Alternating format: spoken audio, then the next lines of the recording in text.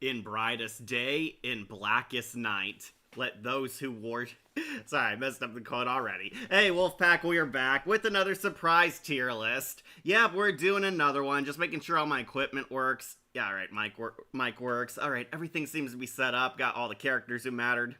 Hey Wolfpack, Catastrophe here, and we're doing another surprise tier list stream. I honestly wasn't going to do a stream at first, but then I realized I was kind of low on time for editing my actual video, so I decided, hey, why the heck not? Let's do another tier list. Not sure if a lot of people will show up to this one, though. We are talking about the underrated Green Lantern, the animated series. I am a huge fan of this Cartoon Network cartoon because it is so awesome, and it did the Green Lantern character and mythos so much justice. Yeah, I know they did change a lot of things for the family-friendly audience, but I still think it was a very good show overall. It was so good that, of course, it got canceled after one season. So, if you don't know this show, I probably won't hold it against you. It is an old cartoon by now. It's been, gosh, I think 10 years now. So yeah, it is an old cartoon, and unfortunately it did not catch on like Batman the Animated Series or Transformers Prime, but I think it is a very fun show and definitely worth talking about. I absolutely loved this cartoon. I did not initially get into it at first. It did take me time, but I started to realize this was actually a pretty good show. It came on before Young Justice, which I actually watched, and I slowly but surely grew into a fan, and now completely own the entire series on DVD. Hey, Yara, glad you made it. Making sure everything's set up, all my equipment works. Sorry, I already messed up the oath in the intro, but hey, it's been a while. I was so mad with this cliffhanger above all. I wanted to see more. Technically, we did get more, but I'll talk about that later. Yeah, Aya and Razor do show up in other DC media, to the confusion of a lot of DC fans.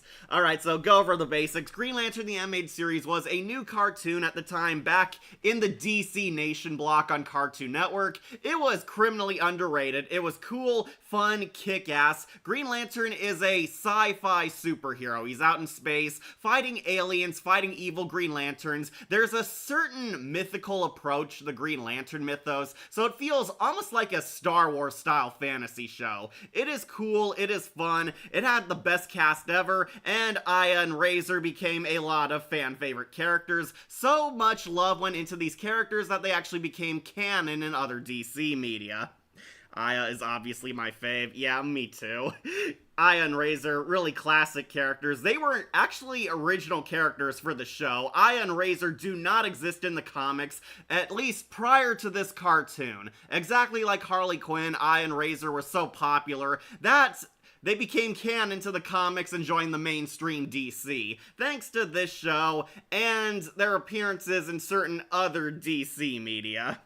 It's still so upsetting what Crisis did. Yes, seriously, producers, not even a miniseries or short about them. Nope, Yara, Aya, and Razor got back together and reunited off-screen. And then they retconned the entire DC multiverse. Yeah, more reason to hate the Crisis movies. Okay, so Green Lantern, basically we follow Hal Jordan Green Lantern, the others do appear, Guy Gardner shows up, Alan Scott is alluded to, and we see all the fan favorites, Kilowog, Larvox, Sinestro before he turned evil, and so on and so forth. Aya and Razor were original characters introduced in this show, and quickly evolved into major fan favorites because they were very awesome, and had a lot of grand character development. If you don't know, Green Lantern is a space superhero. He's out in the far reaches of unknown space, fighting more intergalactic and cosmic threats. They fight the Red Lanterns in the first story arc, fight the Anti-Monitor, and fight a twist villain up to the series finale. There were a lot more plans and sequel hooks set up, so many plot threads and references to Green Lantern villains are here in the show, and it's hinted that the story was definitely not over yet, especially with the cliffhanger in the finale. Unfortunately, it got canceled, and DC got rid of Green Lantern and Young Justice to replace them with Beware the Batman and Teen Titans Go.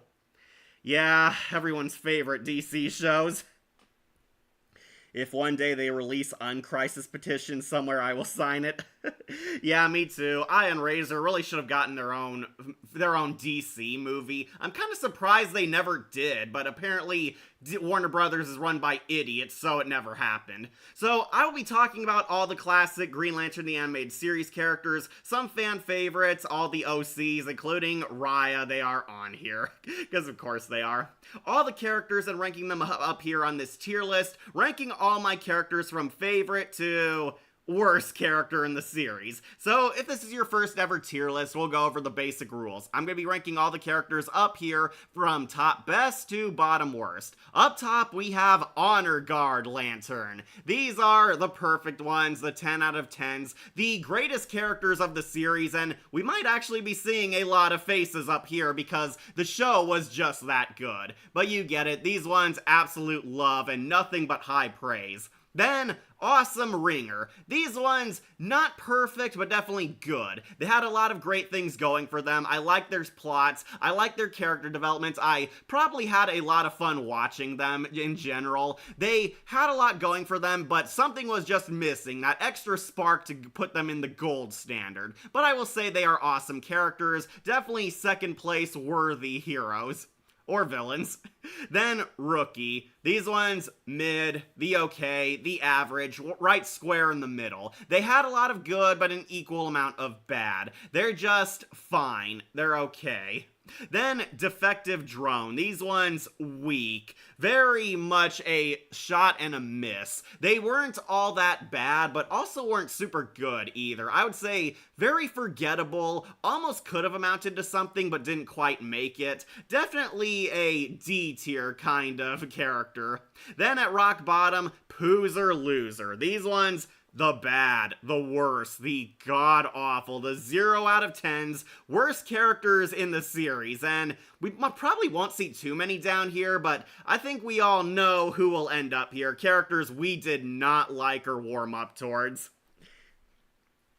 Okay, just catch up on comments. Yeah, so Green Lantern actually had a very minimalist cast of characters, despite being this huge grand stakes epic show. I would definitely say Green Lantern felt like DC's take on the Clone Wars. It was a lot of space adventures, space epics. Hal Jordan is a classical hero. The Green Lantern Corps are pretty much DC's Jedi Council. If you don't know, the Green Lantern Corps, Green Lantern is not a single superhero. He is a part of an organization. They're basically space cops, space marines. The Green Lantern are a military industry held together by their leaders, the Guardians of the Galaxy. The Guardians were once great godlike beings who decided to sacrifice their godlike power and limit themselves in order to form this basically space police organization to monitor and protect the galaxy, to bring good and justice to the entire regions of space. And they chose the Green Lantern Corps. The Greens are their soldiers, basically, and there's a Green Lantern in every solar system. Our human one, Hal Jordan, is the main hero and lead of this series, but he gathers up an ensemble cast when it turns out there's a giant cosmic threat coming towards the Green Lanterns. The first story arc introduces the Red Lanterns. Atrocitus is the main villain. The second story arc, it's the Anti-Monitor, and then Aya. Aya turns to the dark side. Yeah, you are warned, there are going to be heavy spoilers in this tier list. Yeah, the Guardians form the Green Lantern Corps, and a Green Lantern ring chooses somebody who has the willpower, the desire to do good, to fight for truth, justice, and honor. Hal Jordan was selected because he was the most noble person on Earth, worthy of being a Green Lantern. Of course, Hal Jordan is the loose cannon cop who doesn't play by the rules, and he's joined on his missions with his friend Kilowog, the tough guy. Then they recruit Razor, a former villain who undergoes a redemption arc, becomes a good guy and a true companion toward the green team. And Aya. Aya's at first the AI programmed in the Interceptor spaceship. Hal Jordan steals this advanced ship and befriends Aya. Aya slowly grows beyond her programming, and we start to understand there's more to her than meets the eye. Aya and Razor obviously got a lot more character development, but Hal and Kilowog are actually in the comics, so they're kind of the leading heroes of this show. And basically they go from a ragtag bunch of misfits into the ultimate heroes saving the galaxy. A lot of fun adventures, a lot of dark storytelling, action adventure, cosmic mysteries, cosmic sci-fi, high fantasy, and even dumb fun comedy sci-fi out of a James Gunn story. Okay, catch up on comments. Alright, so they had a lot of great characters in this show. A lot of faces from the comics did make it onto the Green Lantern show. This was obviously made by fans of the Green Lantern mythos. There are some changes, the most obvious being the Red Lantern rings can come off and they don't kill you. Yeah, in the comics it's very different. If you remove a Red Lantern's ring, they die. In the show, because it's aimed at a family audience, all it does is cause them great pain when it's removed and they still live but are depowered. So, the first story arc, they fight the Red Lanterns. Atrocitus is the main villain. The second story arc, it's the Anti-Monitor. And then halfway in, we get a switch up. We'll talk about that later, but there's a twist villain. And there were only really 2 story arcs, technically, to this entire show, but a lot of filler episodes in between to help world build or have fun with the characters. And there were so many great characters on this show. I do not think there was one that was absolutely hated. Maybe Lanos, because he was very annoying and unfunny, but we got a lot of high praise and positives to talk about this show. My brother Wolf is reviewing the show currently. I wanted to join him, but he called dibs on it, so I'll respect him. So this is my chance to talk to you about my favorite Green Lantern characters and episodes. Wish this series continued. You and me both, Bodhi. Yeah, so if you don't know, it ended on a cliffhanger. Technically, all the main plot threads were resolved, but it left things open for an obvious sequel. One of the characters died, and Razor sets out on a journey to find them, and this sort of got wrapped up hastily in other DC media. We'll definitely be talking about that, but let's finally kickstart this tier list.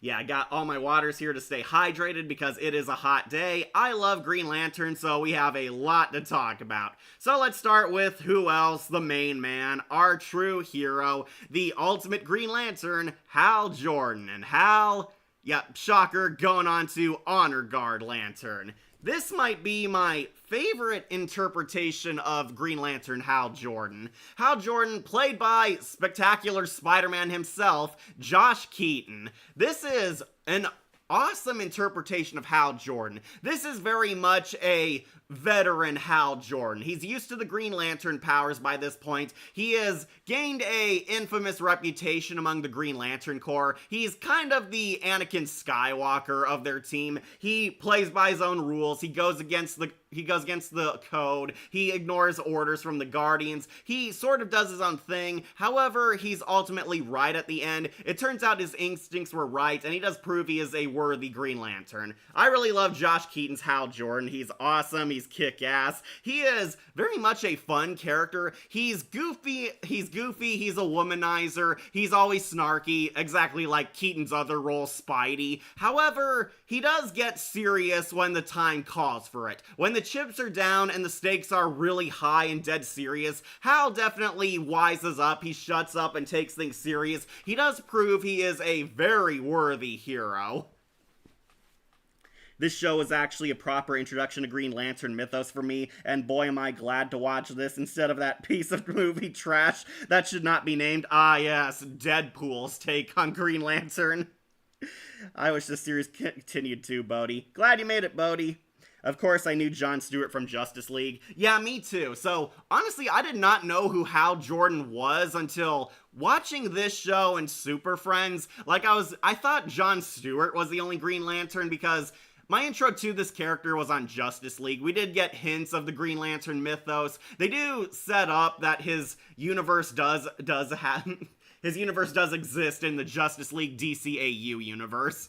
Yeah, John Stewart was my first Green Lantern. I was kind of weirded out by when I suddenly saw this white guy was Green Lantern, but watching him on the animated series definitely won me over. Hal Jordan is the loose cannon cop who doesn't play by the rules. He does mouth off to his bosses, the Guardians, a lot, has a lot of Clone Wars Anakin Skywalker to his personality. He's reckless, he's brash, he's emotional, but ultimately deep down a good guy. Hal is a jerk with a heart of gold. He does care about protecting the universe, he can play nice, and there is a camaraderie between him and his friends. Hal does get dead serious when the stakes are high. This especially becomes very much present in nearing the end of the Red Lantern arc, where Atrocitus pulls one over on the team. He manages to open up a hole in the asteroid belt, and his invading forces are on their way to guarding space, and Hal definitely stops cracking jokes by this point and wises up. He risks his life, he fights Atrocitus man to man, he realizes that something's off with Aya, he solves a lot of mysteries, proving that he is smarter than he seems to be. Yeah, Josh Keaton played Hal Jordan. Hey, Kira, you made it. Glad you made it. I just woke up and saw your messages. Then you made it very on time, Bodhi. Glad you came here. Yeah, he's Peter Parker from Spectacular Spidey. I did bring that up.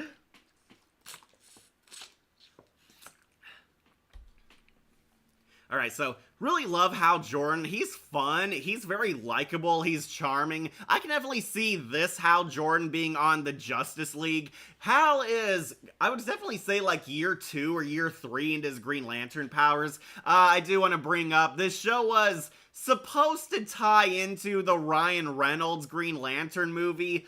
That's kind of why this show got canceled, because surprise, Ryan Reynolds' Green Lantern movie bombed. It didn't do well at the box office. It did not do well critically or with audiences. And after the movie's plans for future sequels were scrapped, they kind of dumped the series too. And this Hal Jordan is allegedly connected to the Ryan Reynolds Green Lantern, which is why we don't see his origin story. Yeah, they do kind of go past his origin. He's well into his hero phase. Kind of like Batman the Animated Series that way. Bruce Timm did work on the show, and he clearly does understand what fans like about Green Lantern, because Green Lantern's out there basically patrolling space. As Batman would put it, space is just another neighborhood the hero patrols. That movie sucks. Yes, it does. Best Green Lantern voice behind Nathan Fillion. Yeah, absolutely. Oh, he's Captain America in X-Men 97. I thought they got Roger Craig Smith back for that. Yeah, Josh Keaton's amazing. Also, I watched a Jugo Sensei Nube and Katsu episode where they moved the bad boy stereotype to a caring brother. Never watched it, Akira. Okay, so I like how Hal basically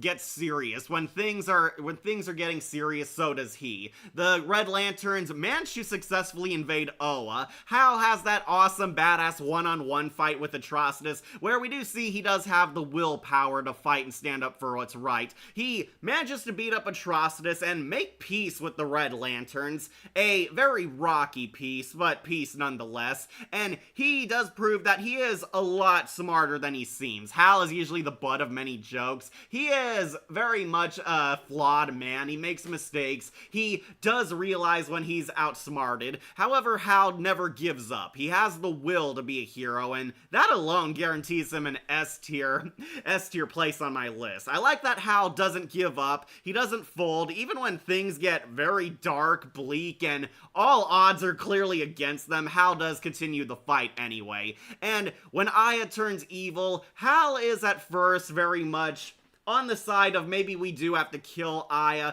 but then undergoes a lot of character development, realizes Aya is not fully lost forever, and that they can save her, and Hal and Razor actually work together to pull Aya from the dark side, proving that Hal does have a very heroic personality. He does have his ideals, he does have his smarts, he has loyalty to his friends, and Hal has managed to save the universe multiple times in spite of being a very infamous Green Lantern officer. He does not get along well with others, but he does have a heart deep down, and in the end, he does rise up to the occasion and save the day. To be honest, I did like the multiverse times before the crisis, having Aya somehow ending in a different world in Justice League Action and Razor and Young Justice. Yeah, gonna get to that. Also, he was Dick Grayson in Arkham Origins. Yeah, for like only a handful of lines though. Like Cat, I see Young Justice and Justice League Action make Green Lantern the Animated Series canon. Yeah, Green Lantern the Animated Series is confirmed to be in the same universe as Young Justice. So, does that mean the Ryan Reynolds Green Lantern movie also happened in that? Alright, so in short, I love Hal Jordan. He's going on S tier for sure. Josh Keaton was awesome as Spidey, and wouldn't you know it, he's also awesome as the Emerald Knight. Definitely an honor guard lantern. So next, before we get to your favorites, Iron Razor, we also have to talk about Hal's right-hand man, Kilowog. And yeah, Kilowog going on to S tier.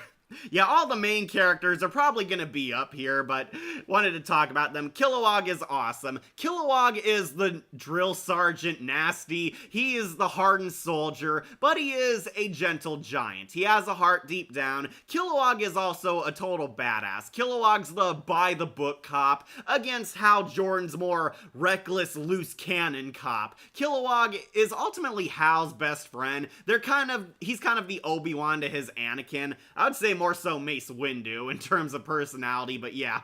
He and Hal, they're the Bash brothers. They don't get along personality-wise, but ultimately do care about being heroes. Kilowog does have a heart. He grows respect for Hal Jordan over the course of the series, and we see them become total Fire Forge friends by the end. I like Kilowog, voiced by Kevin Michael Richardson, who I'm sure you've never heard in anything ever. Basically, Kilowog is everything I really wanted Bulkhead on Transformers Prime to be.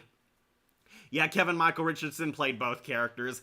Kilowog is kind of the Bulkhead of the group, but I really like him in this show. He's no nonsense. He does have a sense of humor. He's kind of the butt of a few jokes, which made him very funny. Kilowog is the buff, strong guy. He gets stuff done, always thinks about with his fists. He fights. He likes a good battle, but ultimately a good guy. We do see Kilowog does have a smart side. He does have a rational soldier thought process. He does realize that Hal has a point. He always backs him up. He, at first, is kind of against Hal's leadership. He doesn't respect him at first, until fighting in the Red Lantern War sort of changes him. He and Hal grow closer. He realizes that Jordan, in spite of his many flaws, actually is a good person and a worthy leader than given credit for. And they become total bros. I really like him. Kilowog also has a tragic backstory. He lost his home planet. It's implied the homeworld was destroyed by Necron.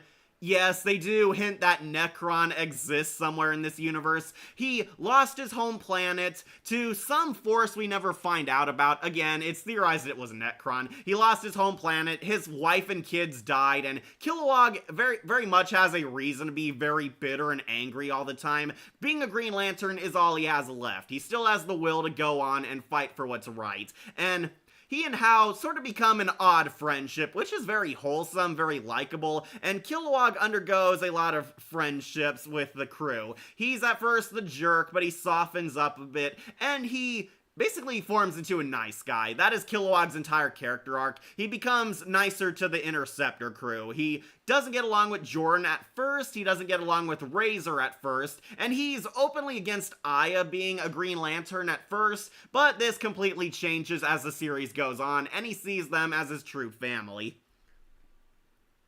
Sorry, just catch up on comments. I do remember he was in the Arkham Origins. To be honest, I did like the multiverse times before the Crisis. Having Aya somehow ending in a different world in Justice League Action, Razor and Young Justice, yeah, that did happen. But Razor and Aya never met. They do imply those were the same Aya and Razor from the animated series, but they did not even get Grey DeLisle back to voice Aya in the Crisis movie. They got Jennifer Hale, who doesn't sound a thing like DeLisle. It made me itch for a Raya reunion, but Crisis ruined everything. It did.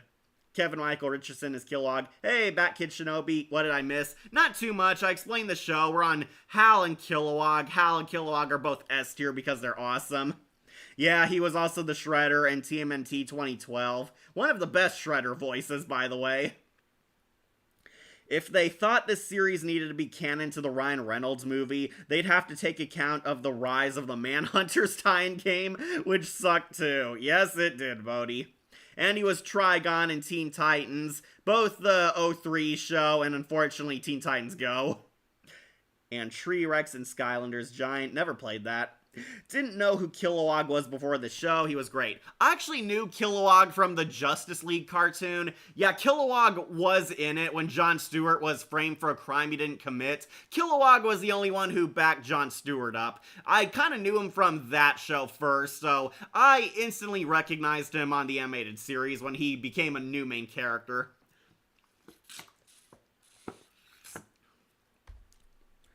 I bet Ryan Reynolds still gets hate mail for this movie, but of course his fan mail for Deadpool is a lot bigger.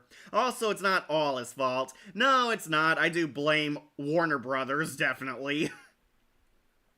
Like Necron, the Black Lantern is never revealed. He is hinted at, Akira. We do see the Guardians have the Book of Black in one of their offices, hinting that Necron is somewhere out there. Who's Necron? If you don't know Bat-Kid Shinobi, Necron was the main villain from the major Green Lantern story, Blackest Night. Necron is DC's Grim Reaper. He has the power to revive the dead. He builds an army of Black Lanterns. The Black Lanterns are all people who died, and in Blackest Night, Necron comes in and revives an army of the undead to become his Black Lantern army. You can't stop the Black Lanterns because they're already dead. Necron is basically a space Grim Reaper character. They tease that he does exist in this universe. We do see the Guardians have the Book of Black held in one of the offices, and Kilowog's home planet was destroyed by this vague force of death, hinting that Necron is out there, and Necron's sidekick, his villain he teams up with, is also in this show, hinting that they were probably gonna do a Blackest Night-ish story sometime in the future. I wish to see Robert Englund as Necron. Yeah, that would have been awesome. Though Robert Englund plays like the Spider Warden in this.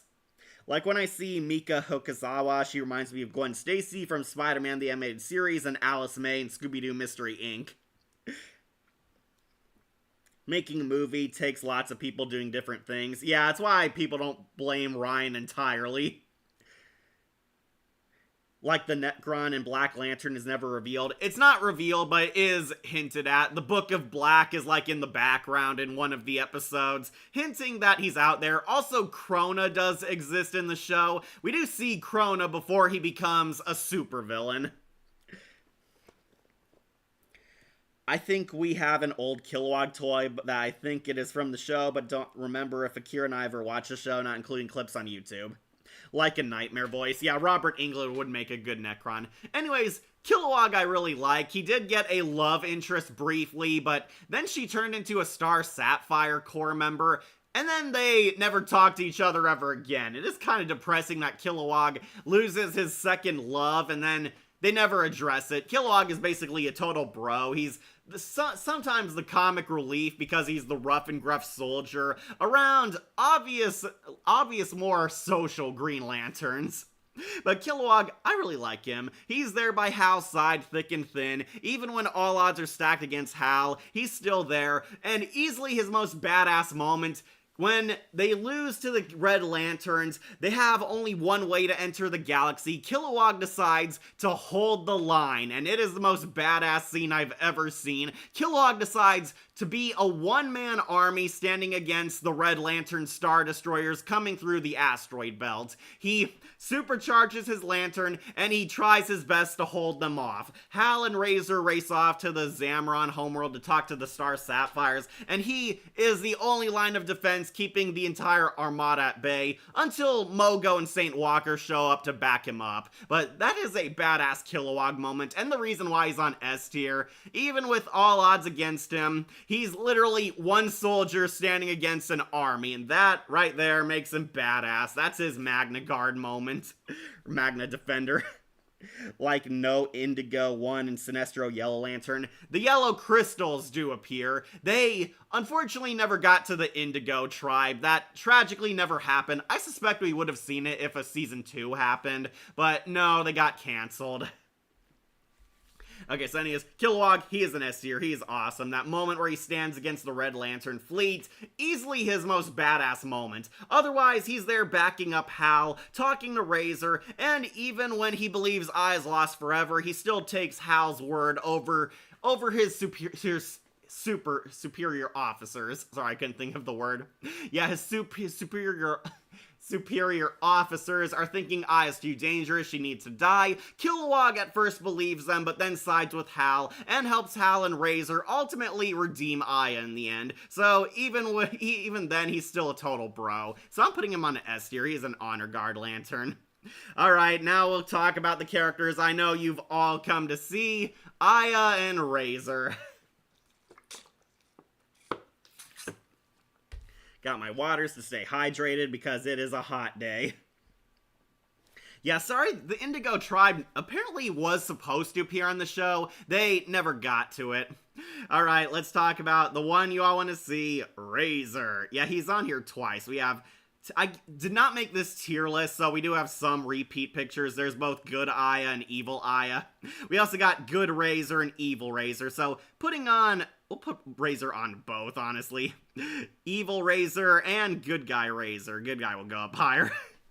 Alright, Razor is S tier, no matter what, hero, villain, he's awesome. Razor was a character I did not expect to like. Honestly, I did not give the show a chance because I thought Razor was kind of redeemed too early, but then it led to a ton of story arcs around him. A lot of deep character went into him, a lot of growth went into him. Razor starts out as a villain. He's on the Red Lantern side. The Red Lanterns are the first villains of the first story arc. The Red Lanterns want to kill the Green Lantern Corps and remove the Guardians of the Galaxy from power.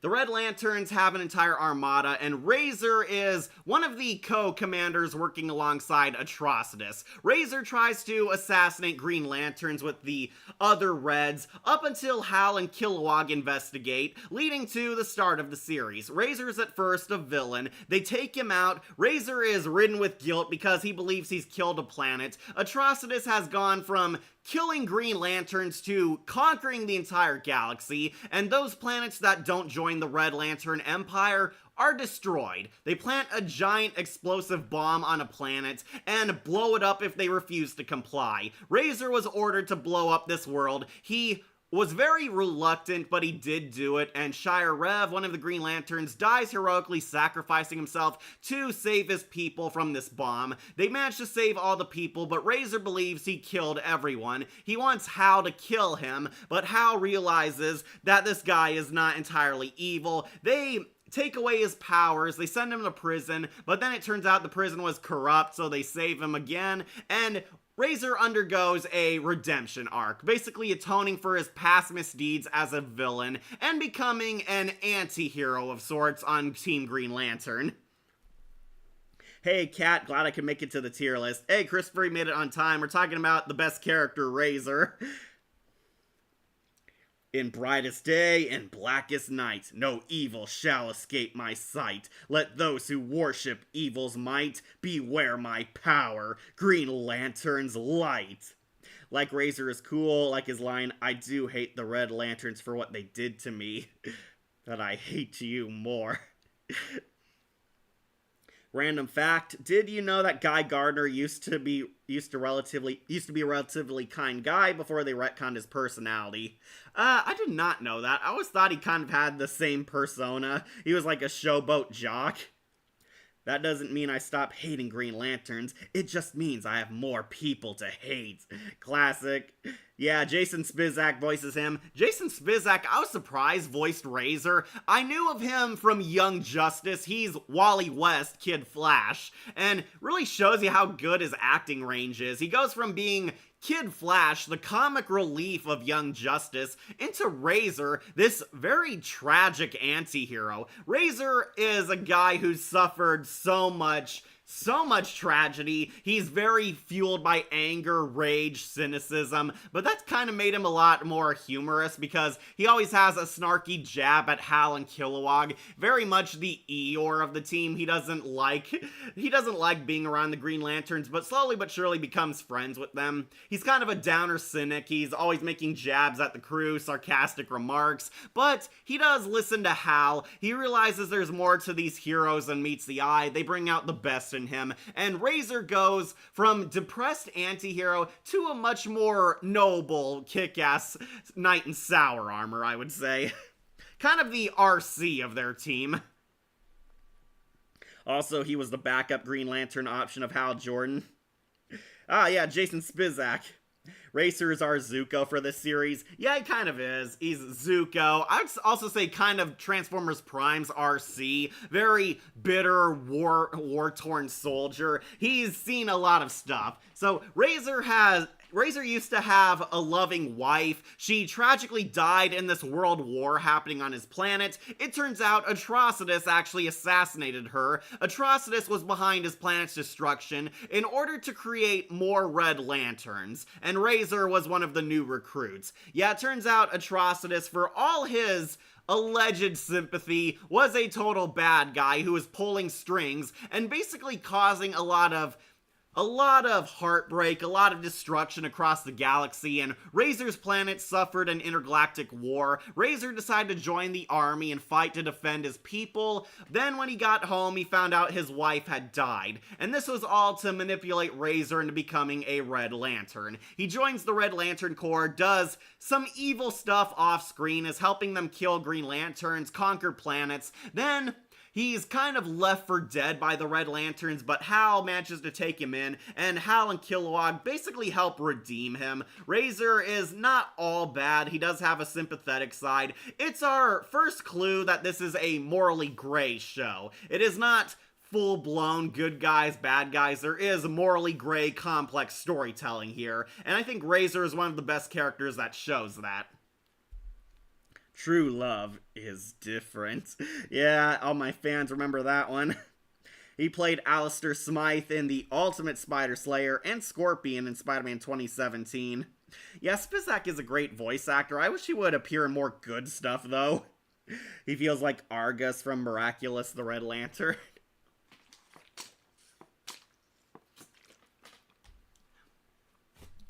Okay, so Razor basically loosens up. He starts becoming friends with the Green Lanterns. They work together, and obviously the one thing that everybody remembers from the show, Razor finds new love in Aya. Yeah, Aya, the ship's AI, actually slowly bonds with Razor, and the two fall in love in this cute sci-fi romance. Aya is the ship's AI. She scanned Razor's brain while trying to free him from a mind control prison, and she copied his dead wife's body to program it into her synthetic parts to give her a humanoid form. And Razor starts falling for Aya, and it's kept kind of unclear where this romance is going at first. He has feelings for Aya. Aya obviously has a crush on him. They bond, they become friends, they have each other's back. They manage to save Hal and Kilowog from the Star Sapphire homeworld. They work together, and in the mid-season finale, Aya's love for Razor actually allowed him to come through a Star Sapphire portal to save her from the Red Lanterns, proving that he does have feelings for her. Then the second half of the season is where things get really, really rocky. And Bradley Bass and Scooby-Doo and the Gourmet Ghost. Yeah, he was in that. Calculator and Killer Moth and Batman Bad Blood. Oh, Bodhi, you'll be happy to know Spizak played Killer Moth in Bad Blood. And he was Scorpion again in PlayStation Spider-Man 2. And Deputy Taylor in Piranha 3D. I'll have to look for him in that again. It's been a while since I've seen him in that. Okay, so honestly, this is the one reason why he's under Hal for me. So he falls in love with Aya, then Aya almost dies, sacrificing herself to save him, but don't worry, she's alive. She managed to save herself, and this is where Razor's character started to take some hits. So these are Razor's flaws. He, in the most dick move ever, tells Aya, no, I don't love you, you're just a machine, my feelings for you are false, and he rather cruelly breaks up with Aya, telling her she's not real and he can't ever love her, and this really made Razor look like a total douche. He breaks up with Aya, breaks her heart, and it is his entire fault Aya turns to the dark side. Aya suffers a lot of pain and heartbreak. She loved Razor unconditionally. She thought Razor finally loved her, but then he walks it all back, and this inadvertently leads to Aya shutting off all her emotions and taking over as the bad guy. Aya kills the Anti-Monitor, only to hook herself up in his headless corpse and decide that she wants to destroy the galaxy because of all the pain it caused her. And it is kinda Razor's fault. I want to hear his killer moth right now. You can find clips of it on YouTube, Bodhi.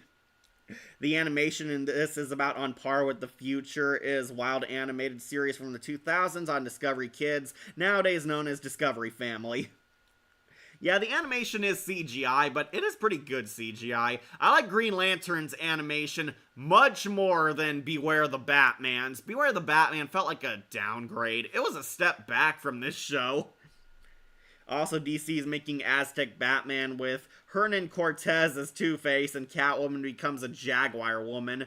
Ooh, if Catwoman's in it, I might watch it now. Poison Ivy as a plant goddess. Yeah, big shock there. So, a Mexican Aztec Batman that is Elseworlds movie in Spanish. It sounds good, but it's not out yet. Aya, cute nickname for her, you deserve so much better, both as a character and at DC's hands. Yeah, Aya does. So, it is kind of a dick move that Razor breaks up with Aya, and it is kind of his fault that she turns evil. Razor actually is racked by guilt for this. They reveal that he does feel guilt for what he did, and he completely blames himself for what Aya's become. He realizes it was a mistake, and Aya and Razor's relationship gets a lot of focus in the finale arc, which is unfortunately the finale arc now. Razor is questioning if he does love Aya, questioning if she is evil, if she does have good in her. He tries redeeming her, he tries talking her down, he does give up a few times, he does realize that she does have to be stopped, but he keeps changing his method of approaching her because Razor is also unclear on his feelings for Aya. So, in defense of him breaking up with her, Bruce Timm did reveal in interviews that he projected a lot of his feelings for his dead wife onto Aya. He at first saw Aya as kind of a replacement for his dead girlfriend. He had like a wife on his homeworld, and Aya copied her image for her body, and Razor was kind of reliving their romance through Aya. And it's implied he was like projecting a lot of his unresolved feelings onto her, which is why he had feelings for her in the first place. However, over the course of the series, he realizes that Aya is a sentient being, she is a living person like us, and his feelings for her were genuine, and we get that heartwarming moment in the finale. Razor at first tries to assassinate Aya, but his Red Lantern powers disappear. Aya shoots him in self-defense and realizes that she does have feelings for Razor after all, reviving him because he had no rage for her. And yeah, Aya and Razor finally reunite, only to be cruelly ripped apart again in the last minute. Had the show continued, Razor could have turned into a mega evil just to save Aya, can you imagine? Okay, so this is why I think Necron was kind of teased. I do think Razor was going to meet with Necron, the creator of the Black Lanterns, who would make a deal with him to revive Aya. This was hinted at because they do confirm that the Necron entity does exist in this universe. He's out there, and it's implied they were going to have a future story arc with him.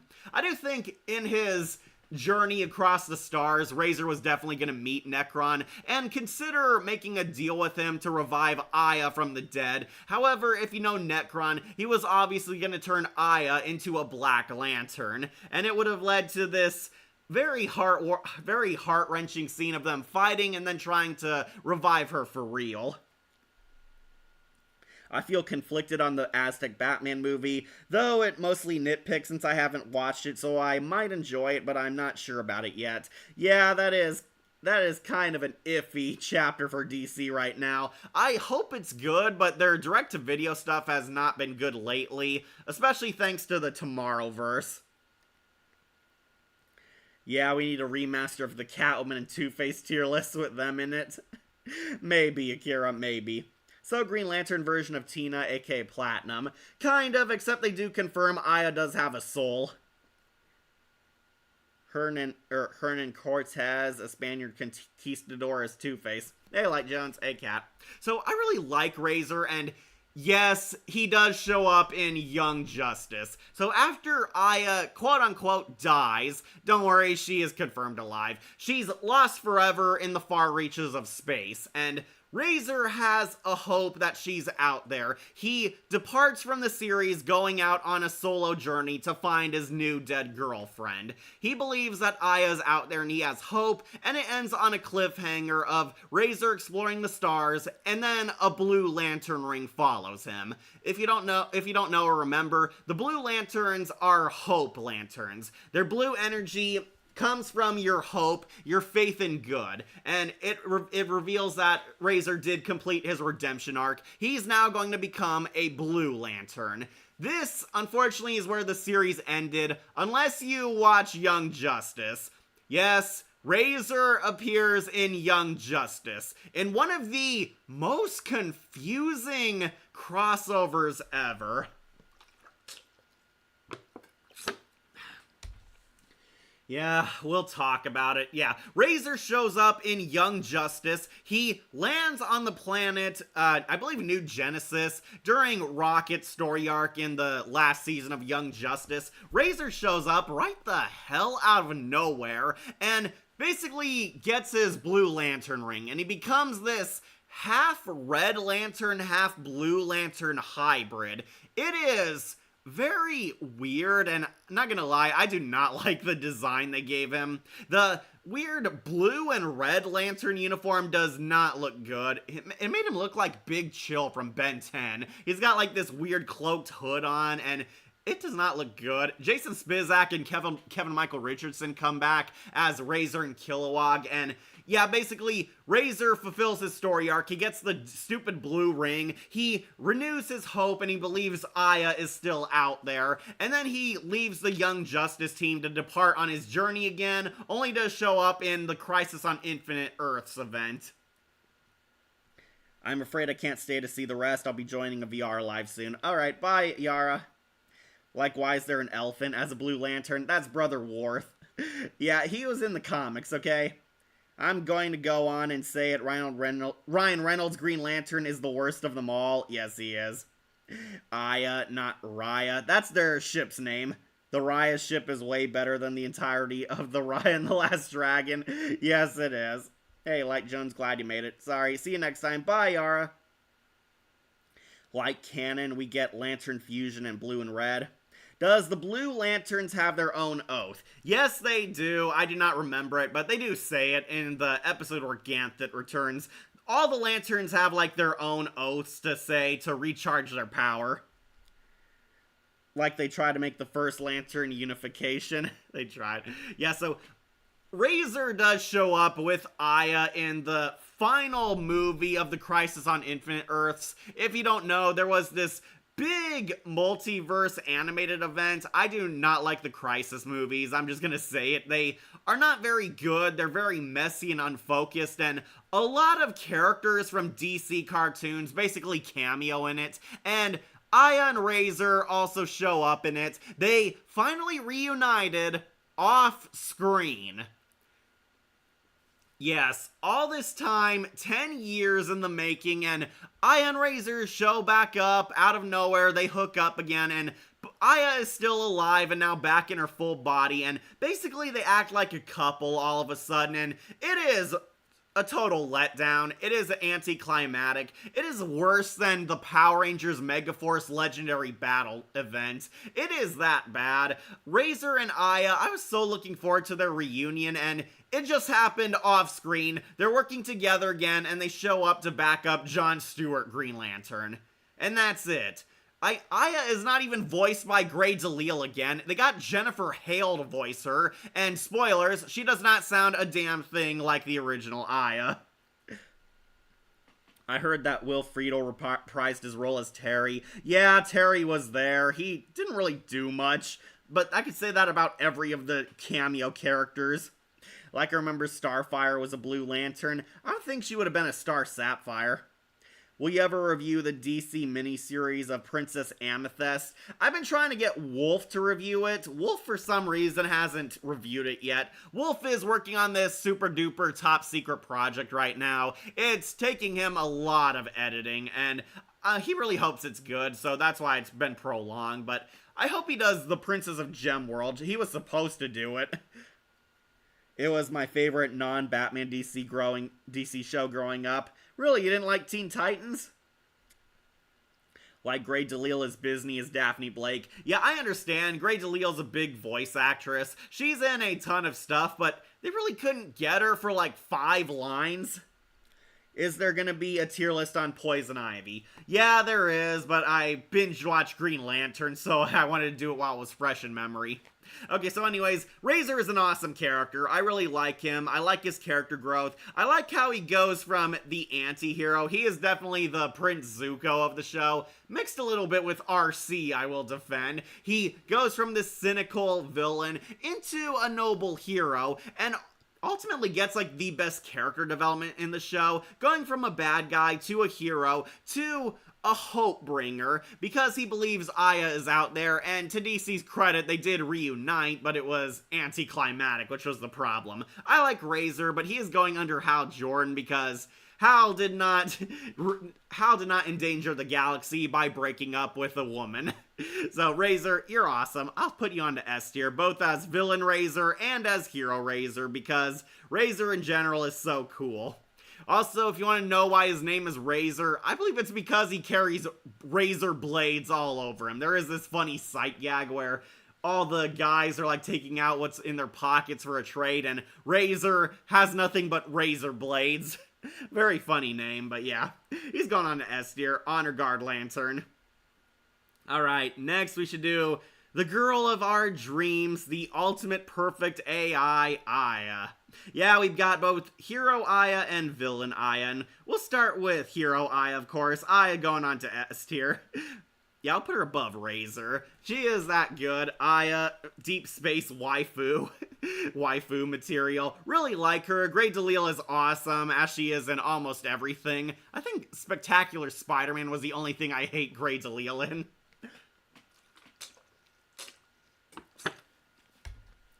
Alright, so here she is, folks, Aya, the hot space girl, the ship's AI, the robot girl who grew the most human.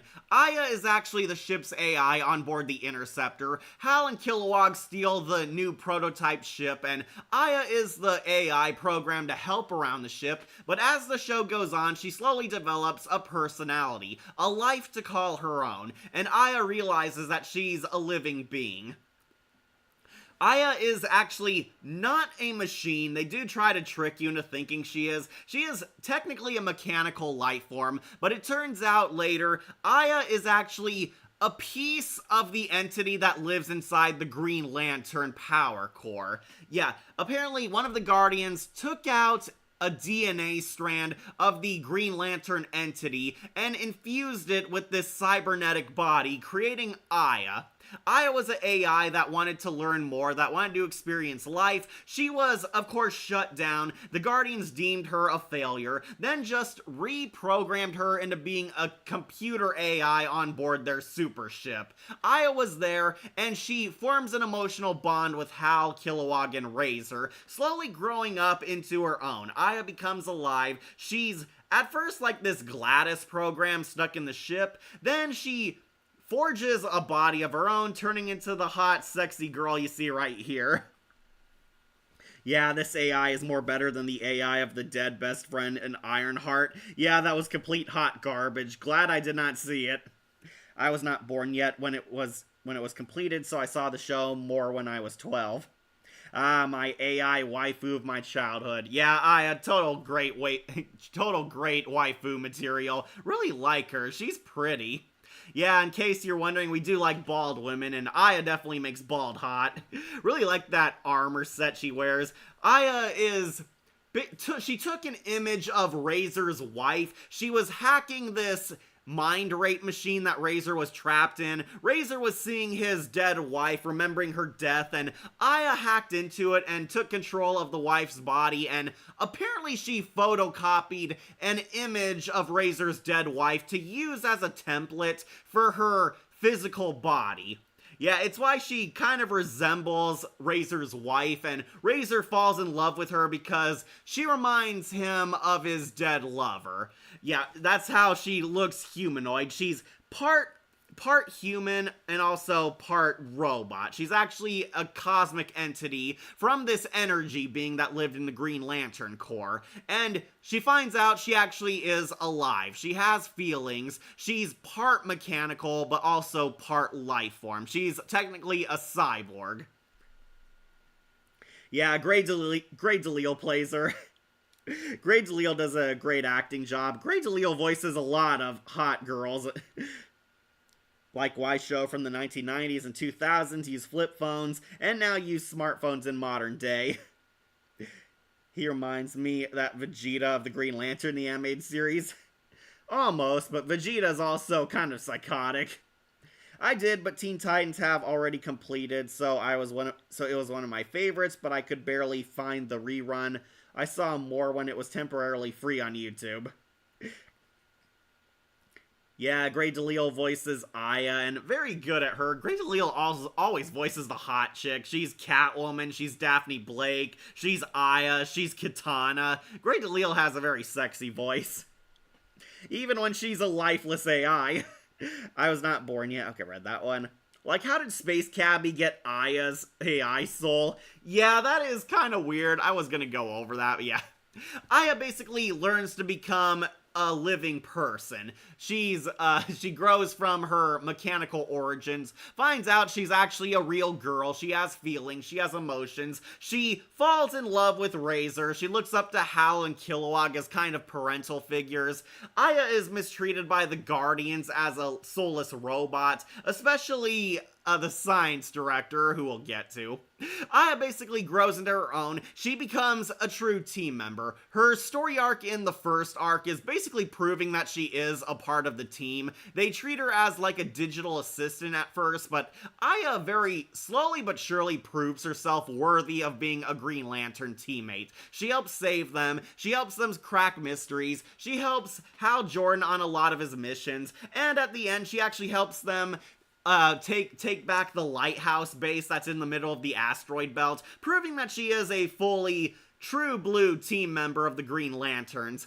However, Aya gets taken hostage a few times. She is, again, a newbie Green Lantern, so she does get taken hostage by the Red Lanterns. She is held back by her mechanical parts because she is still a cyborg. She's restricted by the technology at first, but then as it goes on, she starts developing character. She falls in love with Razor. The Guardians try to dismantle her, but Hal ends up saving her because Hal treats her as a true friend. Unfortunately, things change during the second half of the second story arc. They fight the Anti-Monitor, and Aya is undergoing her start of darkness. Aya thinks that the universe looks down upon machines. She's treated differently as other people. She has this will they won't they relationship with Razor going on. She thinks Razor will never love her because she's a robot. She is developing emotions. There is a point where the Manhunters detect emotions in her. Unfortunately, Razor breaking up with her leads to her start of darkness. Aya becomes a woman scorned and turns into Dark Aya, the Aya Monitor. Yeah, during their final fight against the Anti-Monitor, in a surprise twist, the Anti-Monitor gets defeated, only for Aya to hijack his powers and become the Aya Monitor. Yep, we have evil Aya on here too. Aya removes her emotions and detaches herself from living organisms, deciding that she wants to be a machine and that machines do not need life forms. She becomes the quote-unquote Aya Monitor. She takes over the Anti-Monitor's dead Megazord body and uses it for her own devices. Aya goes on a villain quest to find out what she should do to determine the fate of all life across the galaxy. Hey, just some random guy, it's been a while. If Green Lantern's weakness is yellow, how does he urinate? Illuminati plays. True love is different. Yeah, you all remember that one. Grey DeLille's also Azula. Yeah, that was one of her most famous roles. Yeah, Azula really showed Grey DeLille could do serious dramatic acting. Most people remember her from her cartoonish days where she was Icky Vicky. Her AI is about on par with the Weebo from the late Robin Williams flubber. Yeah, except Grey DeLille has a much sexier voice than Ariel. I hope we get Grey DeLille play Yakume the Snow Woman in Jugo Sensei Nube, the wolf favorite character. Not sure that will happen. Grey DeLille does not do a lot of anime dubs anymore. Now she does like a bunch of Western animation. Like, what is your lantern color, Cat? Well, would have been red for Rage, but I think I'm a blue lantern. Is Razor his real name or a nickname? I do think it is his real name because his own wife calls him Razor. Since Wolf is a red lantern. Yeah, that's true. Wolf had that red lantern avatar. I wish he would use it again, but he hasn't reviewed Green Lantern in a while. I thought the show had 3 seasons. No, it did not. It technically had 1 season, but it had like a 2-season split kind of thing. Technically, it's 26 episodes in total, but they counted it as 2 seasons. It is technically 1. Like Dark Aya's Dark. Like, when are you doing a Blue Lantern design? I was gonna do a crossover with Wolf, and we're saving it for when that happens, and Wolf and I are both working on mega reviews right now, so it's just been sidelined for a bit. Okay, so anyways, the Aya Monitor. The Aya Monitor is actually a very tragic villain. Aya is still in there, but the show keeps it kind of vague how much of Aya's personality is still intact. Is she still good, or is she a full-blown, cold, soulless machine killer now? Aya's going around trying to find answers to all the questions of life she has. She believes that love is now worthless. She forces the Star Sapphires and Red Lanterns to fight for her, to prove which emotion is stronger. She's trying to discover her feelings for Razor, if she still loves him, or if he is nothing but a meaningless speck like all life is for robots. She enslaves the Manhunters into being her new minions after defeating the Anti-Monitor, and she's basically going around eating solar systems, Galactus style. She's like eating planets and stars. We find out in a twist, Aya has not actually killed anyone outside of the Anti-Monitor. It turns out she was actually destroying a bunch of non-inhabited systems. Like, there was no life in these solar systems or galaxies she was consuming. She was basically going out of her way to avoid killing people, meaning that Aya does still have good in her. Aya kills the Anti-Monitor and takes his weird multiverse hopping device because she wants to traverse the multiverse and go to the beginning of all life. She wants to go back to when, I kid you not, when God created the universe so she can rebuild it her way. Aya wants to build a new timeline where only machines are the only life forms in this galaxy, believing that emotions cause nothing but pain and destruction. She warps all the way to when God is shaping the universe and basically tries to reprogram it, basically adding in her edits and changing the galaxy. Hal and Razor finally break in to talk some sense into her and help Aya realize that she has lost her mind, help her realize that she's not evil and that this isn't the way. Hal shows her the science director proclaiming that Aya is actually a sentient life form. She does have emotions, she is a living person like the rest of us, and that she's not a cold soulless machine like she thought. And Razor tries to assassinate her but can't go through with it. He loses his Red Lantern powers, and he ends up getting shot in self-defense by her, where she realizes that she does have emotions after all, and she sacrifices her godhood to fix her mistakes of trying to assassinate God's universe, and reviving Razor back to life, where Aya snaps back to her good, lovable self. Kind of like Darcy from Amphibia. Kind of, but Aya kind of shut out her emotions on her own accord. Like Dark Sakura Girl from the Fate series. Like, can she get a human body? I believe she probably would have if the series went on longer, but she's connected to her cybernetics, and unfortunately, Crisis continued that. So, Aya sets the universe back to its original destiny. She flies back out of the portal, saves Razor, concedes that she was insane, and gives up her villainy. However, the Manhunters are still a danger on the loose, where Aya uses the last of her strength to delete the programming of the Manhunters and all machine life in the universe. Unfortunately, this includes herself. And Aya dies. Aya dies sacrificing herself. The Manhunter army is terminated, all lifeless. Unfortunately, all mechanical beings in the universe die, which includes her. And she disappears, but she tells Razor that she has hope that they'll meet again one day. And that's kind of the end of Aya's story. Unless you watch other DC media where she makes weird out-of-nowhere crossovers.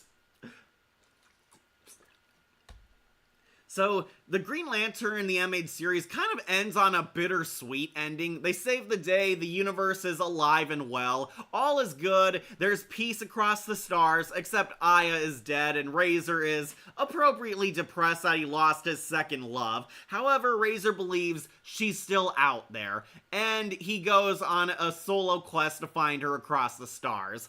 And I kid you not, this leads to several weird, bizarre crossovers where Razor and Aya are trying to find each other across the DC multiverse. We see Aya and Razor both show up in other DC media.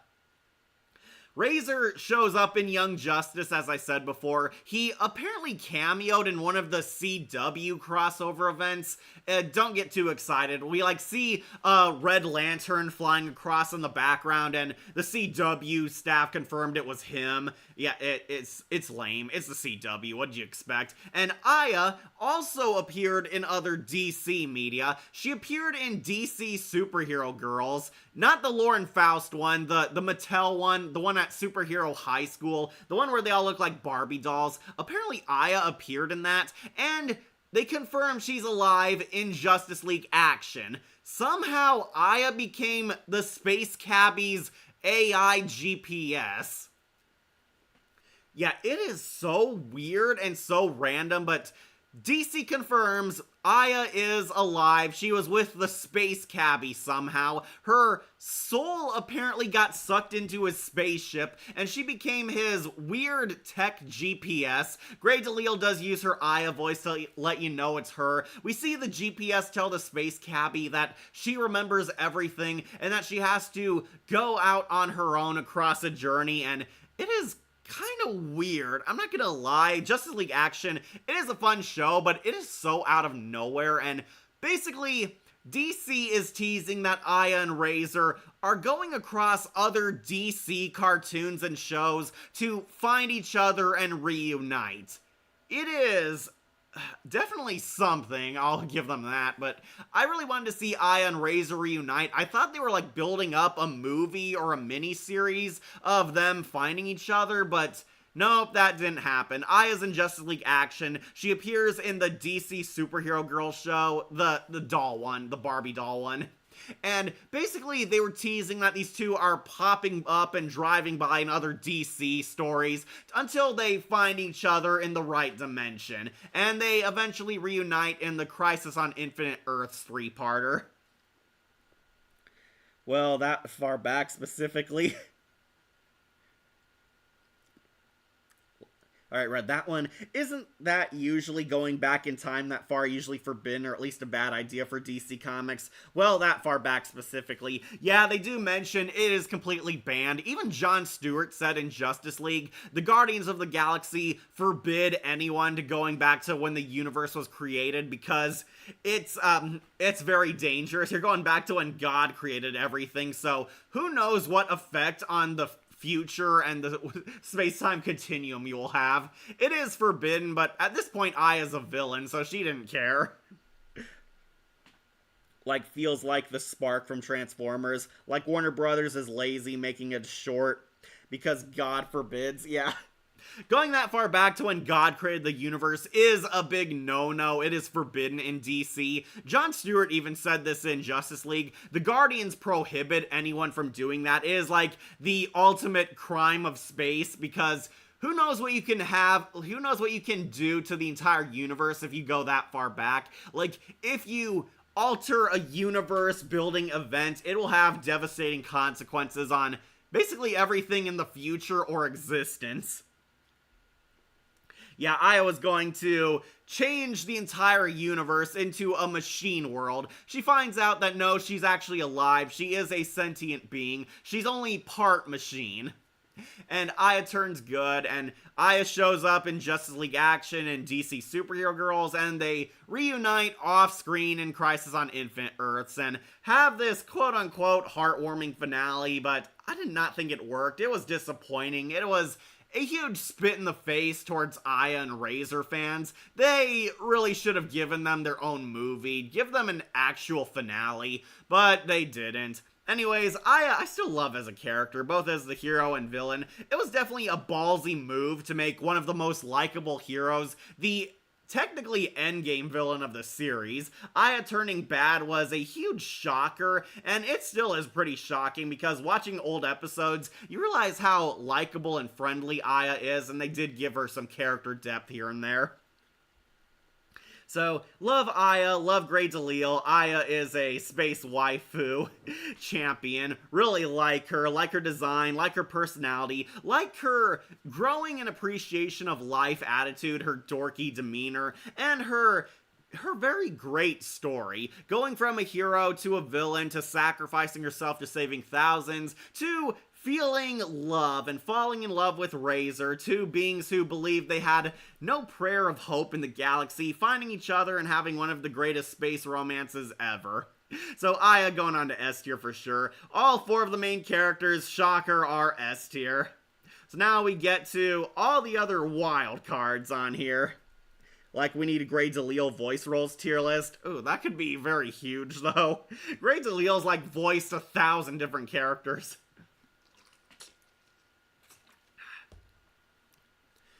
Alright, so I think we should talk about the villains. Let's talk about the first arc villain, Atrocitus, the founder of the Red Lanterns, voiced by Jonathan Adams. Atrocitus going on to Awesome Ringer. This is technically the first villain of the series. They do try to tease that Atrocitus is going to come back in the future, but unfortunately that never happened. Atrocitus is the founder of the Red Lanterns. He's technically the Megatron of the show. He's this big, boisterous galactic warlord. He wants to conquer the galaxy, destroy the Green Lantern Corps, and get revenge on the Guardians of the Galaxy. At first, they tease that he's a generic Doomsday villain. He's like Darkseid, he's just gonna conquer and kill all life. But then we find out there's more to him than meets the eye. During the episode Reckoning, we finally get the backstory and origin of the Red Lanterns. It turns out Atrocitus was once a normal guy who had his own homeworld that was destroyed by the Manhunters. The Guardians created the Manhunters, this robot synthetic police force. The Manhunters were their original justice soldiers. The Manhunters were supposed to be the original protectors of the galaxy before the Green Lanterns were made. The Manhunters were robot soldiers that were patrolling the universe, supposed to protect all. However, in typical robot fashion, the machines went haywire and deemed all life forms as dangerous. They determined that emotions were dangerous and led to evil and crime. And unfortunately, they started destroying planets, one of these planets being Atrocitus's homeworld. Yeah, Atrocitus was the victim of injustice, and the Guardians covered it up. The Manhunters destroyed Atrocitus's home planet, causing him to turn against the Guardians and form the Red Lantern Corps to get revenge. I assume Atrocitus can live for like 1,000 years because apparently his planet was forgotten and covered up, and he wants revenge on the Guardians for destroying it in the first place. He forms the Red Lantern Corps, his own group of soldiers, to get revenge against the Guardians and kill their newest soldiers, the Green Lanterns. The Guardians realized the Manhunters were dangerous and had them shut down, where they started over with the Green Lantern Corps as their new army, determining that they needed people, living beings, to actually bring justice and be the knights protecting this universe. However, they tried to cover up and erase their dark and troubled past. Atrocitus remembered this dark and troubled past and wants to get revenge on the Guardians for basically their screw-up. I'm gonna be making some ramen noodles. I'll be back, cat. BRB. See you, Christopher. Jonathan Adams also played Dormammu in Doctor Strange, Sorcerer Supreme, the movie. Yeah, I saw him in that. He's also Vaatu in The Legend of Korra. Oh, and Absorbing Man in Hulk, Agents of Smash. He has a really cool voice. And Razor Paw in Transformers Robots in Disguise. Never watched that. I heard it was terrible. Okay, so Atrocitus is technically the first villain. He has kind of a Megatron personality. He likes to fight. He's smart. He's a total gladiator. He fights even without his Red Lantern powers. Atrocitus is from a warrior culture, so he's already a badass. He created the Red Lantern Corps powered by rage, because he felt nothing but rage, anger, and hatred towards the universe for basically screwing him over, giving him a kind of tragic backstory. However, it becomes clear that Atrocitus has lost himself in blind hate and revenge. Atrocitus has definitely turned to the dark side because of the bad hand he was dealt. Atrocitus becomes an intergalactic conqueror, ironically destroying planets himself with his giant bombs and his empire. He formed the Red Lanterns to get revenge and dethrone the Guardians of the Galaxy so the Red Lantern Corps could rule all. And the Green Lanterns are fighting to stop him and foil his attempts. Atrocitus doesn't get much character until halfway through, where we find out his tragic origin. Hal fights him, he deals with his Red Lanterns. Atrocitus kind of sits in the command center giving orders up until the finale. Or I should say the mid-season finale. Atrocitus actually does prove that he is a deadly villain. He manages to outsmart Hal Jordan, takes over the lighthouse, blows his planet-destroying bombs to open up a hole in the asteroid belt so the Red Lantern Empire can fly through and take over Guardian turf. Atrocitus hijacks the Interceptor. He plays actually a very smart plan. He outsmarts Hal. He manages to dupe the Green Lantern Corps, and he easily breaches planet Oa to kill the Guardians of the Galaxy. And Atrocitus almost succeeds in his plan until Hal Jordan, by the skin of his teeth, actually makes it back just in time to save the day.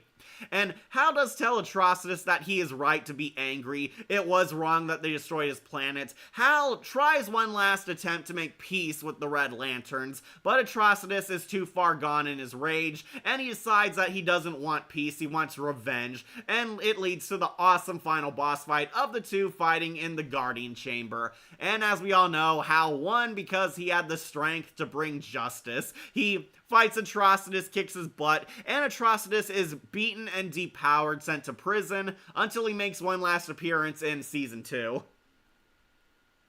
Didn't the Guardians create their own problems by literally naming them Manhunters? Yeah, they kinda did.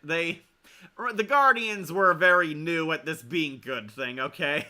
The Manhunters were not the best ideal army they had. The Manhunters were supposed to be a battle droid army, but they went completely haywire and started killing everything instead of killing the bad guys. Okay, so Atrocitus does make one last appearance in the Aya Monitor story arc. Aya takes over the Star Sapphire homeworld, and she wants a fight to prove which is the stronger emotion, love or hate. She summons Carol Ferris and she summons Atrocitus to be the champions of the emotions love and hate. And it's the last time we see Atrocitus, and basically he wants revenge at Hal Jordan for ruining his life and dethroning him from his Red Lantern army. He wants to kill Hal's girlfriend to get back at him. They have a fight, but Hal Jordan is summoned and we finally get a badass fight scene of Hal and Carol kicking ass together as cool lanterns. Carol is a Star Sapphire again, and Hal Jordan's Green Lantern, and we get to see the Green and Purple fight Atrocitus and defeat him for good. Atrocitus loses, and they prove that love conquers all. Atrocitus does kill GL TAS, sadly, but Hal Jordan avenges her death and beats him, and he's sent back to prison. And that's unfortunately the last time we see him. But Atrocitus as a character, I think is an awesome ringer. I did like him as a villain threat. He is very badass. Jonathan Adams has a cool voice. He's actually cold, calculating, has a sort of Megatron demeanor about him. Unfortunately, he is vastly different from his comic counterpart. Because if you read the comics, Atrocitus is actually kind of an anti-hero. He does do bad things, but he's actually got a heart deep down. He recruits Red Lanterns because he feels they're all victims who are appropriately enraged by their horrific situation, and he's giving them the power to basically fight back. I do like comic Atrocitus a bit more because he's more layered as a character, but the show made him kind of a simple villain, so he's gone into awesome ringer. Not quite S tier, but also a very fitting bad guy for the first story arc. Okay. Hey, Kira. Yeah, I like Jonathan Adams' voice, too. I do like Atrocitus as a character, but definitely not as great as the heroes he was up against, if only due to a lack of screen time, so put him on Awesome Ringer. Like Red Lantern blood is napalm. Yeah, also, the Red Lantern rings can come off of you without killing you. So, in the comics, if you remove a Red Lantern's ring, it actually kills the wearer because the ring is connected to their heart. In this, no, it is just a basic energy ring, so Atrocitus is depowered and sent to prison, and that's the last we ever see of him, but I will put him on Awesome Ringer. He was definitely a cool villain. Alright, I'm gonna be going to the restroom, so you guys cast your vote on who you want to see next. I'll be right back.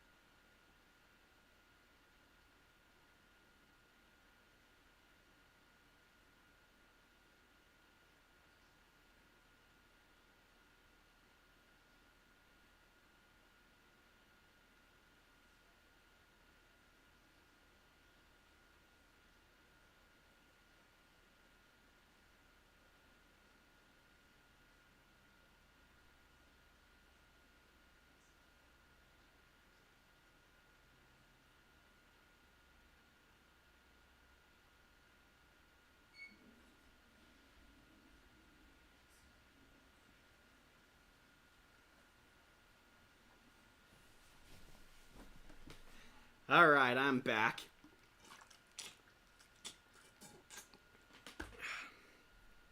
Star Sapphire. Like why Red Lantern vomits lava? I guess because it looked cool. Atrocitus did come on Injustice 2 with Dexstar, so it was really cool seeing them.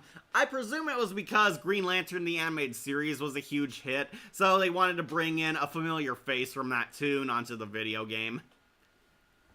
Okay, Star Sapphires. Alright, I hope Bodhi's here because we're going to talk about Carol Ferris, aka the Star Sapphire of Earth. Yep, Carol's here, and she becomes a Star Sapphire. We'll be putting... where is she? Come on. I grabbed her. My computer's slow. There we go. Yeah, Star Sapphire. Want to put her on Honor Guard, but I might put her on Awesome Ringer. Alright, Bodhi, if you're still watching, I apologize. Yeah, Jennifer Hale as Star Sapphire. This is Carol Ferris. If you don't know, Star Sapphire is Green Lantern's Catwoman. She's his love interest. Carol is kind of the no-nonsense, strict, serious boss of Ferris Aircraft. She has a on-again, off-again relationship with Hal Jordan. Carol is at first Hal Jordan's boss. She's a girlfriend on Earth. Hal is unable to romance her because his job as a superhero takes him away from his homeworld, and they barely see each other. Carol kind of believes that Hal Jordan is dead because he hasn't been showing up at all back on Earth, but Hal's really Green Lantern. He's off across the stars fighting the Red Lantern War. Carol and her depression is actually picked up by the Star Sapphire Corps. The Star Sapphire Corps recruits women to become their soldiers of love.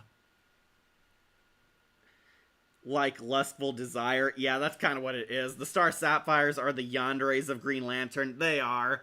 So, the Star Sapphire are pink lanterns. They're their own warrior corps of lantern wielders fighting to spread love. However, it turns out the Star Sapphires have a very screwed up perception of love. They believe that they have to protect their men, and it turns out they're kind of psychotic yanderes. They seduce men and then use them as a source of their love. They lock their men up in these crystal carbonite prisons to empower their love. They believe they're protecting their men, keeping them safe, and using that love for their energy. But it turns out they're kind of teetering into villain turf, and Carol is recruited into this corps, and it turns out the Star Sapphire power does kind of corrupt them. That these women can't handle the power, and their perception of love is really warped, and that does kind of almost corrupt Carol into becoming a villain. Yeah, it's more like lustful desire. Carol is at first a regular civilian character until she gets the Star Sapphire ring. She comes into space and gets her sexy villain makeover, looking like the classic Star Sapphire. They tried to make her look a bit like Blake Lively from the Ryan Reynolds movie, but Jennifer Hale's voice does not sound like it. I do like this design. They give her sexy evil space princess look. The Star Sapphire Corps, usually hot seductress villains, and they did not disappoint with Star Sapphire, which makes sense. It is a Bruce Timm cartoon. Yeah, Star Sapphire, she at first is driven kind of insane by this power ring, because the power of love is very overwhelming to them, and unfortunately their perceptions of love accidentally corrupt them into villains. The Star Sapphires have lost their way, and they're still trying to recruit newbies into their ranks, and Carol at first goes kind of nuts. She tries to murder Hal and murder Gieta, a character who's very vaguely similar to Carol, and also voiced by Jennifer Hale. She's overwhelmed by the Star Sapphire Corps power, tries to murder them. However, Hal reveals that he still has feelings for her. They make up, and Carol realizes that she does love Hal after all, and she can't bring herself to kill him, where she calls out the Star Sapphire Corps on their very, very awful interpretation of what love is, actually surrendering her power to the Corps. How Cartoon Network allow yandere Carol Ferris in a kid's show. Cartoon Network used to have a lot of yandere characters back then, because it used to be funny, or it used to be used for creating great villains. Basically, if Daphne Blake was a Star Sapphire user, then she goes yandere on Fred. Yeah, kind of. And better than the G2 Superhero Girl show. Yeah, way better. For starters, she's an actual adult woman. Yeah, so Carol actually calls out the Star Sapphire Corps and tells them that true love is basically caring about the other person, that you have to also consider the needs of your lover. She realizes that she does love Hal. She doesn't want to lock him up in these crystal prisons like they do. She's not a yandere. She believes in equality and believes in caring about Hal as an equal rather than somebody she needs to control or protect. And this actually changes the Star Sapphire Corps because of her saying. They realize that they have misinterpreted their stance on love completely, and Carol kind of becomes their inspiration to turn the Star Sapphire Corps around completely. Carol eventually is sidelined again. She breaks up with Hal Jordan, realizing that they can't be together. Then she comes back when Aya becomes the Aya Monitor. Aya forces love and hate to fight each other through physical champions. She gets Atrocitus, and she gets, of course, Carol Ferris, where Carol becomes a Star Sapphire again and fights Atrocitus. And through this battle, she actually learns and masters her Star Sapphire powers. She holds her own, and she realizes that she does still love Hal Jordan. Even after breaking up with him prior to this, she still has feelings for Hal. She summons him to help fight Atrocitus, and we finally get the two of them working together fighting bad guys. They beat Atrocitus. Gyata tragically dies taking a hit for Hal. Carol and Gyata make amends and say goodbye, and Carol reignites her love with Hal. She realizes that she does still want to be with Hal Jordan, even in spite of all this crazy DC nonsense. Male yanderes exist. Does that mean that they would be employed by the Orange Lanterns? No. Orange Lanterns are fueled by greed. If there would be more than one, or they would be an exception to the population of Star Sapphires. Apparently the Star Sapphires only recruit women. They believe the galaxy is better run by women. Unfortunately, they do deconstruct that and show that these women do not fully understand what love truly is. Like, why all Star Sapphire warriors have blue skin? They're technically Zamorons. They're related to the Guardians. It turns out that Queen Agapo and her race are related to the Guardians of the Galaxy, so they all have blue skin like them too. The Star Sapphires just didn't give up their physical form. Okay, so they do tease that Carol will come back. She says a proper goodbye to Hal Jordan, and they part on better terms than their breakup. She tells Hal that she needs to go back to Earth, but she does consider keeping her Star Sapphire ring, implying that we will see our Star Sapphire again in future episodes. Unfortunately, that never happened, and I do believe if we did get a season 2, Carol was going to be the new female lead on the show. With Aya gone and Razor going on his one-man quest to find her, they were going to replace the crew with new characters. And it's implied that Tomar Ray and Star Sapphire were going to become Hal's new buddies on a future story arc. I do think Carol Ferris would have been the main female character up until Aya came back. And I would have loved to see this. Hal and Carol going on kick-ass sexy space missions together, seeing Star Sapphire and Green Lantern kicking butt together, taking on new threats, and I suspect they were gonna fight Krona because they do tease that Krona does exist in the universe. Krona is the main villain of the all-out Green Lantern War, the Corps War, and Carol was gonna represent the Star Sapphires of the rings that Krona was trying to steal from each Lantern Corps. Like, is she a hero, villain, or anti-hero? Originally, Star Sapphire was a villain, and the show does make her temporarily a villain. However, she gets her marbles back together, gets her sanity, and Star Sapphire, I would say, becomes a hero at the end. She is a good guy, and Carol does get her sanity back and decides she wants to be a good Star Sapphire.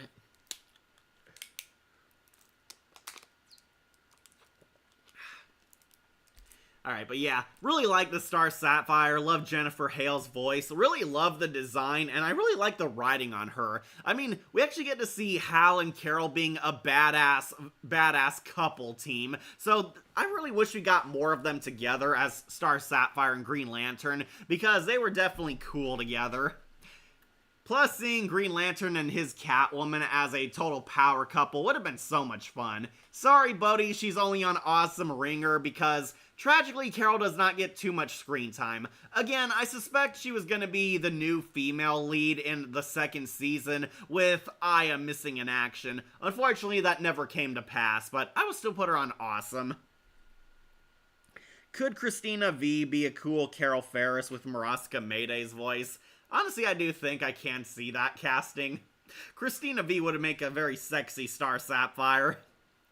Yeah, we'll put her on Awesome Ringer, but she'll definitely go above Atrocitus because she had a lot more going for her. Really wish she and Hal hooked up. They were definitely the beta couple to Aya and Razor's alpha couple. Alright, next we'll do... where is he? Zelias Zox. We'll put him on to Awesome Ringer 2. This is Zelias Zox. Atrocitus is second in command. This anger-prone ball alien voiced by Tom Kenny. Tom Kenny does use his Starscream voice for this character, and he is pretty much a very funny comic relief villain. This is, I would say Atrocitus' Starscream of a second in command. He's this anger-prone ball who likes fighting, who likes being superior, very smug, and often kicked off his high horse instantly. Comically fought by the Green Lanterns, comically humiliated. Zox is a very bloodthirsty, anger-prone psychopath, but he does have some good in him because he was willing to make peace with the Green Lanterns. Zox is, at first, a comic relief villain. That's really all he is at first. He's the funny bad guy. He's the funny minion. He gets comically beat up. He tries to prove he's Atrocitus' #1 man, always doing his bidding. He doesn't get character up until the mid-season finale. When I see Star Sapphire, I can only see the DC Superhero Girls versions one. The 2019 one, not the 2015. The 2015 one was much more likable.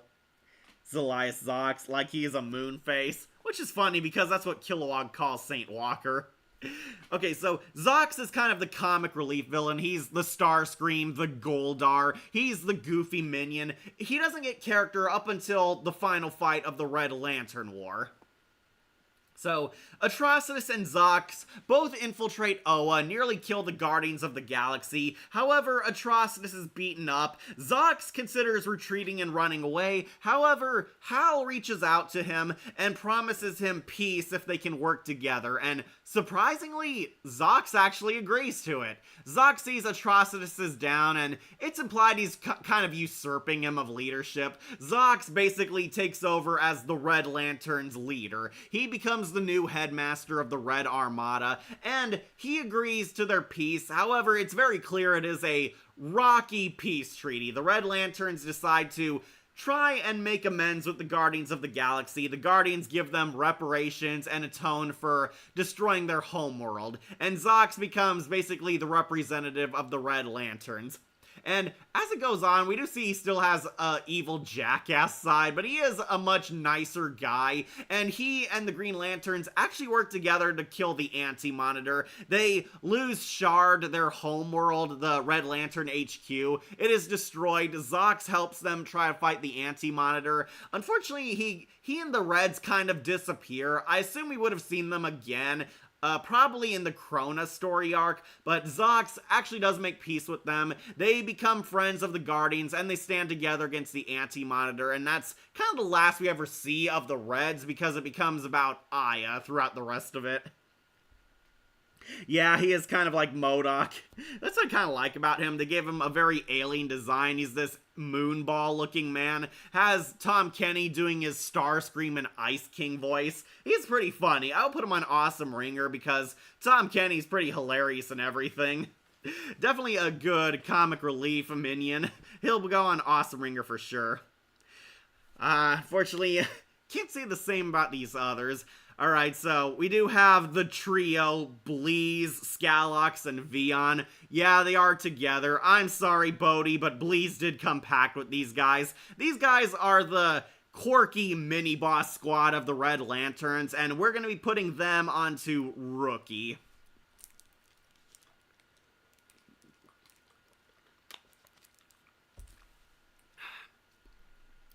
Okay, so these are the villains of Atrocitus's inner villain circle. After Razor dies, Bleez becomes his other right-hand Red Lantern. Bleez is the only one who gets any character. Scalax is the brute, and Vion is kind of there. He's kind of this monkey man fighter.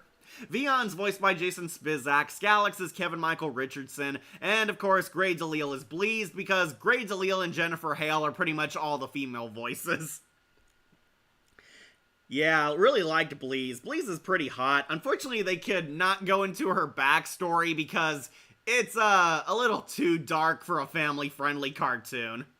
Okay, so Bleez is the only one who gets any real character. She's kind of the hyper-competent sidekick, kind of the she-go of their team. She's a lot smarter than she seems, but she's also held back by her rage and bloodthirsty need for war. Bleez actually starts showing character when she becomes Zox's second-in-command. She's conversing with him. She's in charge of the Red Lantern Armada, their foot soldiers. She at first, kind of takes Razor's place. Unfortunately, she's kind of held back in the first season. She's always lumped together with these two other guys. They're kind of her minions. They're the villain trio, always doing the dirty work of Atrocitus and Zox whenever they're too far away. They do a lot of the missions for the Red Lantern Corps, and Bleez is the only one who really gets any character. Tragically, she also disappeared halfway through when they fight the Anti-Monitor. Don't worry, Bleez is still alive, but she and the Red Lanterns are forced to retreat, and we never see them again. Yeah, Bleez's origin is very dark. Like Eon's the shark in the Red Lantern Butchered show. Oh, Eon the shark, okay. Grey DeLisle's second role at Bleez is hot. Yeah, Bleez is pretty hot. She used to be a princess until some very bad things happened to her, but it did lead to her becoming a Red Lantern, giving her sexy villain makeover. Yeah, I like Bleez's design a lot. She's kind of the femme fatale, almost a low-key Vipera character for the Red Lanterns. Unfortunately, she didn't get a whole lot to do. I suspect we would have seen more of them if Season 2 did happen. They become Zox's inner council. We do see them still there. Bleez is the only one who gets any real lines that matter and a role in the story. Sorry, Bodhi, she isn't counted as a separate character. She is lumped together with her two bros because they always appear together. So, evil Vaggie of the Red Lanterns. I'd say more so like a Mystique character. Yeah, the Sinestro Corps kidnapped her. Unfortunately, that didn't happen because the Sinestro Corps doesn't exist yet. Okay, so unfortunately, they do get funny interactions with the other Red Lanterns, but not much character. That's the only problem I have with them. I wish they got more screen time. We do see a lot of them, but they're mostly there as the goons. They're the thugs. Bleez started showing personality in the second half of the first season, where she becomes Zox's right-hand woman. Unfortunately, they all kind of disappear once Aya becomes the main star, because Aya was the central focus villain by that point, but I will put them on Rookie. I like them, but I just wish they got a lot more. Speaking of which, let's also end the Red Lanterns with Ragnar. Yeah, remember Ragnar, he and Iolante? Ragnar will also put onto Rookie. I did kind of like this character at first. He does get a ton of character development. This is Ragnar, the brother of Princess Iolande. I know my brother Wolf hasn't reviewed the sequel episode yet, but a long time ago, Hal went to this alien home planet to recruit the Green Lantern, only to bump into an entire murder mystery plot. Somebody assassinated the Green Lantern on this world, and it turns out it was Ragnar. Ragnar is this completely delusional, entitled fanboy who wants to become a Lantern. He wants to become the ruler of his planet and wants to wield the cosmic powers of a Lantern Corps. He was a fanboy of the Green Lanterns, so he decided to take it upon himself to become a Green Lantern by assassinating one of the living Green Lanterns. Yeah, it turns out Ragnar is kind of crazy. He is a total power-hungry psychopath, a total sociopath who believes he's owed great power, who wants to become a powerful hero, ruling his planet and ruling the galaxy, and being up there with the heroes he idolizes. However, he is kind of a syndrome type of character. He has gone insane and crossed the line, and is totally in the wrong. Why didn't it get a second season? Because Warner Brothers is run by idiots. If you want to know the truth, I do believe it is because they were hoping the Ryan Reynolds Green Lantern movie would do good. They wanted to make Ryan Reynolds Green Lantern a franchise, and this animated series was connected to that franchise. But when the movie bombed and sucked, they decided to scrap all their plans for Green Lantern, and they replaced Green Lantern with Teen Titans Go and Beware the Batman. Exactly, that's not how power rings work. Yeah, Ragnar believed he was worthy of being a Lantern. He killed their planet's Green Lantern defender. He poisoned him. The ring did not come to him. It did not choose him. He was unworthy. But Ragnar completely ignored this and tried doing it again. He tried to murder our friend Kilowog by poisoning him, but they actually played him. Ragnar believes he got the ring and is bragging that he was the murderer, that he did it because he believes he's a great person who deserves this power, but nope, the Lanterns outsmarted him and exposed him. Where Ragnar goes nuts, he tries to kill his sister. He believes he's born to rule, that he is a worthy hero, but he's very clearly a psychopath who just wants to wield the power and have the glory. They eventually beat him up. It turns out his sister was actually the selected Green Lantern, Iolande, who was worthy to be the new Lantern. Ragnar was imprisoned, and while he was in prison, he grew even more bitter, vengeful, and full of hate, which led to him becoming a Red Lantern. Yeah, spoilers, we haven't reviewed this episode yet, but Ragnar gets chosen as a Red Lantern, where he decides to embrace being the villain because the Green Lanterns denied him his chance at being a hero. Yeah, he is a very unhinged psychopath. Will Friedle plays him, and you can totally hear the Terry McGinnis in his voice.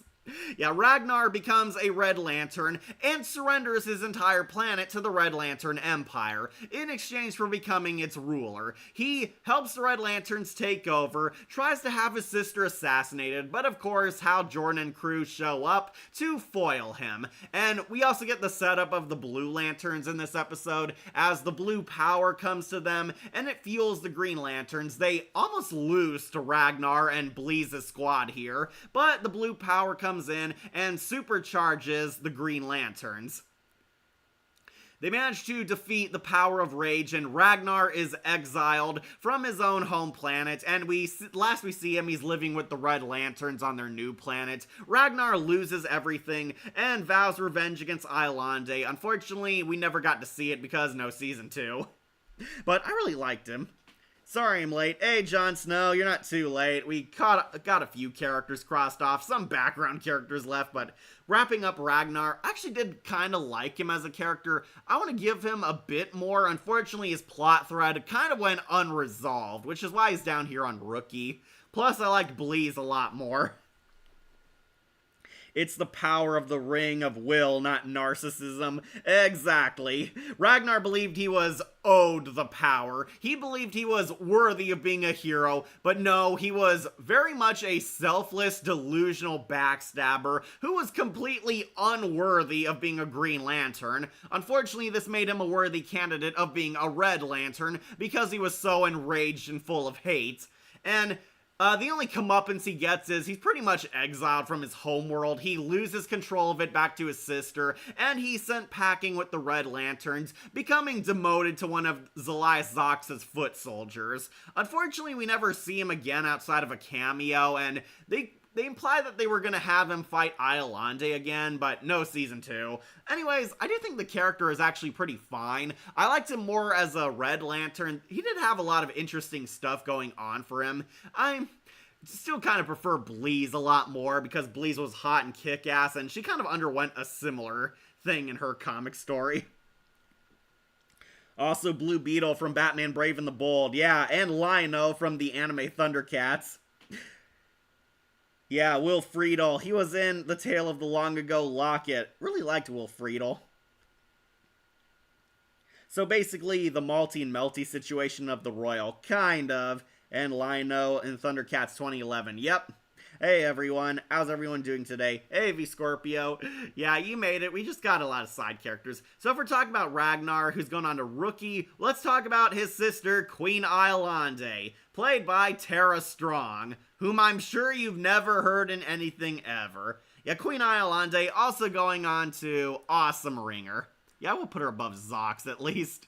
This is Ragnar's sister, Queen Iolande. She's a love interest set up for Hal Jordan. It turns out after their homeworld's Green Lantern died, Iolande was actually selected to be the new Green Lantern. She hid this from her people at first because she believed she was unworthy of being a lantern. She hid it in her necklace or something. And she and Hal basically have a cute, wholesome romance, like an alien romance. She's an alien princess. He's this cool guy from Earth. They're loving each other. They're flirting. He and Iolande quickly hit it off. They really like each other. Hal fights to marry her because she has to marry a king since people do not believe she's worthy of being a queen. Then Iolande undergoes a lot of character growth in, funny enough, her first episode. She starts getting a backbone, self-confidence in herself. She clearly has feelings for Hal Jordan. They have a cute romance. They're trying to solve the murder mystery together. Then her character development finally kicks in during the reveal of who the killer was. Her brother Ragnar turned traitor and murdered their Green Lantern to take his ring. Because the ring from Duloc did not come to him, it mysteriously disappeared. Spoilers, it turns out it selected Queen Iolande. Iolande is kind-hearted, a just ruler, believes in the greater good. Iolande was selected because she was worthy of being a Green Lantern, and it is kind of a spit in the face towards Ragnar because the ring selected his sister over him. Ragnar goes nuts and tries to take her hostage, declare war on the Green Lanterns. He nearly kills Iolande, but Hal reveals that he knew the truth, that she was the Green Lantern. He convinces Iolande to wield the power, and Iolande gets the drop on her backstabbing brother, revealing that she's the Green Lantern, and easily bests him and puts him in his place. It turns out Queen Iolande hid the Green Lantern ring from the public because she believed that she was unworthy, but Hal convinces her that she actually is a noble ruler and worthy of the Ring of Willpower after all. Unfortunately, it leads to kind of a bittersweet ending. Iolande gets a backbone, she gives a goodbye kiss to Hal Jordan, and she accepts being a lantern, but she can't leave her homeworld. Why? Because Queen Iolande has a responsibility and duty to her people. She is a just and noble ruler, but she does have to stay back and protect her homeworld. Iolande stays on her home kingdom and says goodbye to Hal Jordan, and it leads to a bittersweet ending. They got a happy ending. They foiled the murderer. They managed to convince her to become a true hero, but she can't join them on their fight against the Red Lanterns. Until she comes back in the sequel, where Ragnar gets the power of rage and takes over, Iolande is held hostage, and Hal comes back and saves her, where they get a hero team-up kicking butt and flirting along the way, leading to a lot of fun Green Lantern adventures. Yeah, in the sequel episode, Iolande doesn't get too much character development, but we do see her and Hal actually fighting side by side, and see the Green Lanterns can actually fight back against the Reds. Thanks to the blue energy power-up Ganthet gives them, they manage to save their planet from getting blown up and dethrone Ragnar. Unfortunately, she still can't join them, but now she and Hal are communicating more often. Tara Strong is annoying now. I used to like her role, but sucks now. That's because Tara Strong has gotten very arrogant over the years. She's in a whole ton of media, and she's pretty much set for life on voice acting work. I love Tara Strong, but she has started to phone it in or play more obnoxious characters, and that's kind of why I started turning against her. I am safe to say Queen Iolande is one of her better roles. Tara Strong actually uses a wise, caring, compassionate voice for this character, so don't worry, no Harley Quinn humor from her.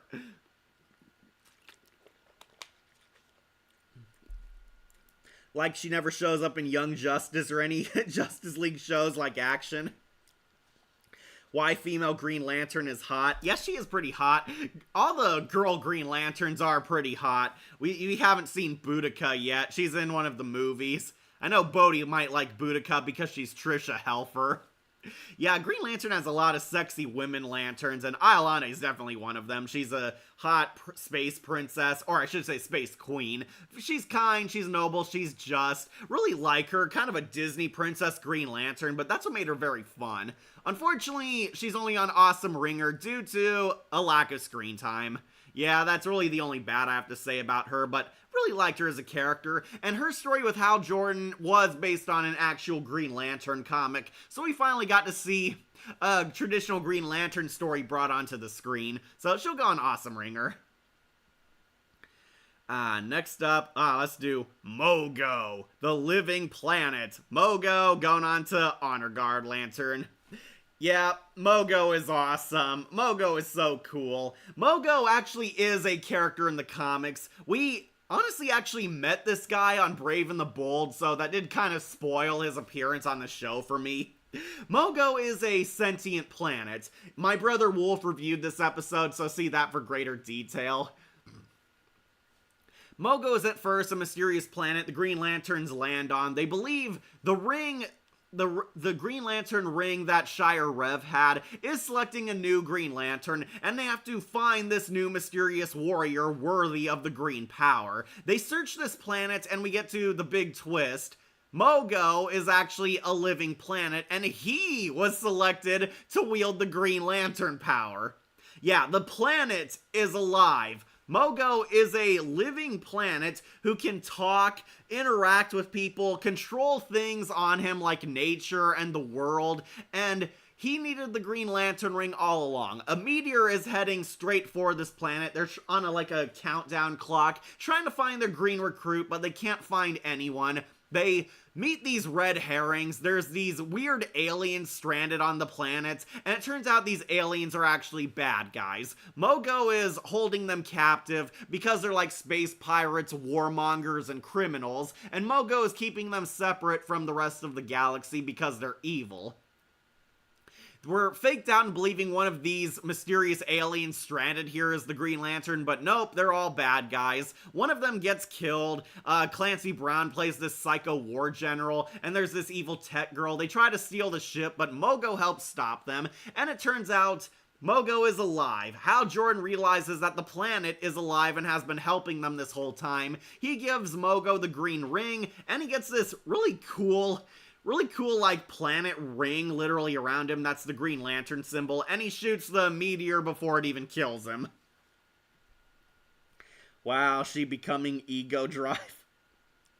Yeah, she kind of is. Like in Lucy Hartfilia's actress, Cherami Leigh played Queen Iolande.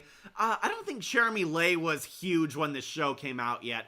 Cherami Leigh was definitely around, but she did not make it to star status of voice acting yet. They did get Tara Strong, Grey DeLisle, Jennifer Hale because they were famous female voice actors at the time.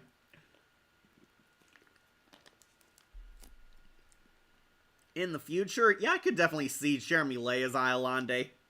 Like the DC version of Ego, the Living Planet, except Mogo is actually good because he's worthy of the Green Lantern ring. Mogo helps the Green Lanterns and thanks them. Then he shows up in the finale of the Red Lantern arc. Mogo and Saint Walker show up to help them kill the Red Lantern Armada, and Mogo proves to be very badass because, of course, he's a good Death Star, literally shooting Star Destroyers.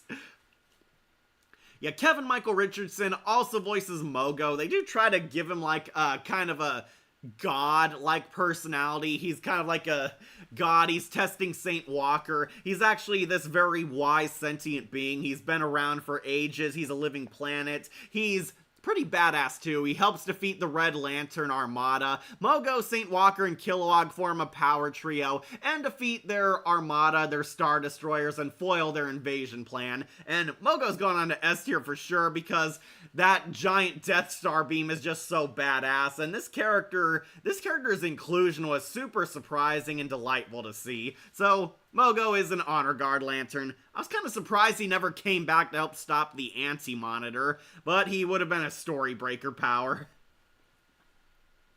Like how he became a Green Lantern if he's not human. Well, the ring does select the person with the greatest strength and willpower to do good in the world. Mogo did want to do good, and we do see, if you're wondering how he wears the ring, Hal had to, like, drill a tunnel under the Earth's mantle. Like, I don't think it went to the core. He, like, broke the crust and went into the mantle and gave Mogo the ring inside, underneath the dirt, and that allowed Mogo to finally wield it and project his green beam. That thing's got to be really tough to recharge, though.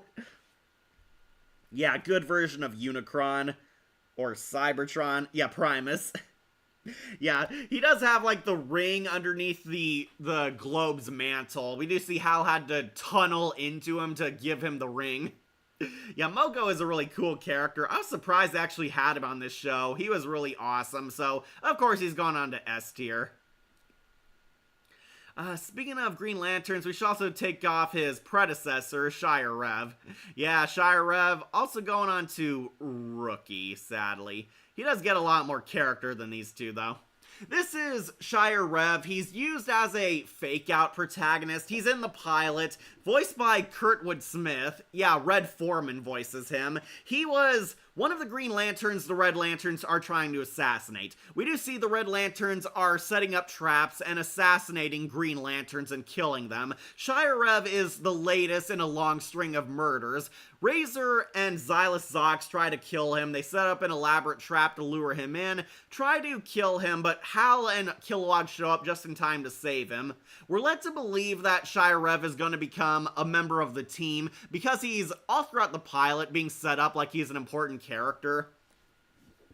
I really like how Kurtwood Smith delivers his snarky personality still. He's dropping sarcastic quips and jokes. He's actually a caring, compassionate dad. He has a wife and kid. He lives in the sector the Green Lanterns are visiting and the Reds are trying to invade. His planet gets invaded by the Reds when he needs medical treatment, and unfortunately, Shire Rev ultimately sacrifices himself to destroy their planet-destroying bomb. Yeah, the Red Lanterns reveal that they're not just some random gang, they're not some newbie villains, they're actually an organized military army. They plant their planet-destroying bomb on his homeworld, they have to save all the colonists, and Shire Rev tries to buy them time to save all his people, giving up his own life in the process. However, through his death, he convinces Razor to turn good. He tells Razor that you're not evil. Would you really kill all these people just for those Red Lanterns? And yeah, Razor turns good from his sacrifice. Shire Rev ultimately pulls the ultimate heroic deed, giving up his life to save millions. Kilowog managed to save the colonists, Shire Rev dies getting blown up, and it's his ring which actually goes all the way to Mogo as his successor. And I did like this character. The problem is he is set up to die, basically. We're led to believe he's going to be a major character, but he's the first actual death that matters in this show, showing that Green Lantern is going to be a dark series. And that is pretty much the highlight of Shire Rev. His death shows you that this is going to be a very mature cartoon, that people will die in this show, and he actually kickstarts the plot for Hal and Friends and Razor's redemption arc. So I do like him as a character. Kurtwood Smith is amazing, and even in this bit role, he definitely gave it his all. We will be putting him on to Rookie because I would like to say more praises about him, but there just wasn't too much. I've only seen Mogo in Batman Brave and the Bold. Yeah, I saw him there too. That was actually my introduction to the character, so I was not too surprised to see he was back. Kurtwood Smith is also Mr. Carson in the A-Team and Robert Sullivan in Todd McFarlane's Spawn. Yeah, Kurtwood Smith's a good actor. Oh, he's also Gene, the vending machine park manager from Regular Show. Yeah, he's funny in that too. Yeah, we'll put him on to Rookie. He was definitely a fine character. Wish we got more, and his death is tragic, don't get me wrong, but lack of screen time is also costing some of these characters points, and Shire Rev being the sacrificial character definitely held him back. Alright, next let's bump off We should bump off the Anti-Monitor. Yeah, the second antagonist, the Anti-Monitor. Where to put this guy? I might have to put him on Awesome Ringer.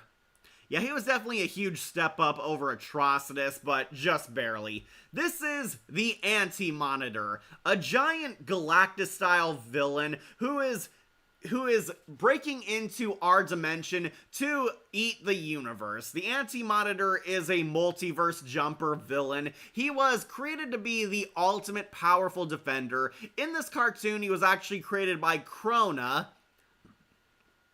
Yeah, they are setting up Krona. Krona's a major villain in the Green Lantern comics, and they set him up in this show. Krona created the Anti-Monitor to be a great protector. However, like everything the Guardians invent, it backfired on them. The Anti-Monitor decided it wanted to consume the entire universe and kill everything, forcing Krona to banish him to another dimension. However, the Anti-Monitor managed to break out of this dimensional prison and come to our world to devour our galaxy. The Anti-Monitor hijacks control of the Manhunters and forces them to be his own unique super soldiers, helping him destroy everything. Yeah, and it was James Gordon on Beware the Batman. And Agent James Bennett in Batman Beyond. Yeah, I forgot he was on Batman Beyond. The Anti-Monitor is actually voiced by Tom Kenny, if you can believe it or not. I was surprised because I couldn't even tell it was him.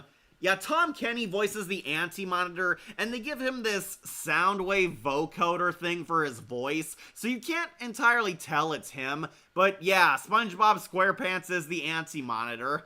They do remake the Anti-Monitor from a living life form into a robot, I guess to coincide with Aya's story arc. The Anti-Monitor is a villain for half the second story arc.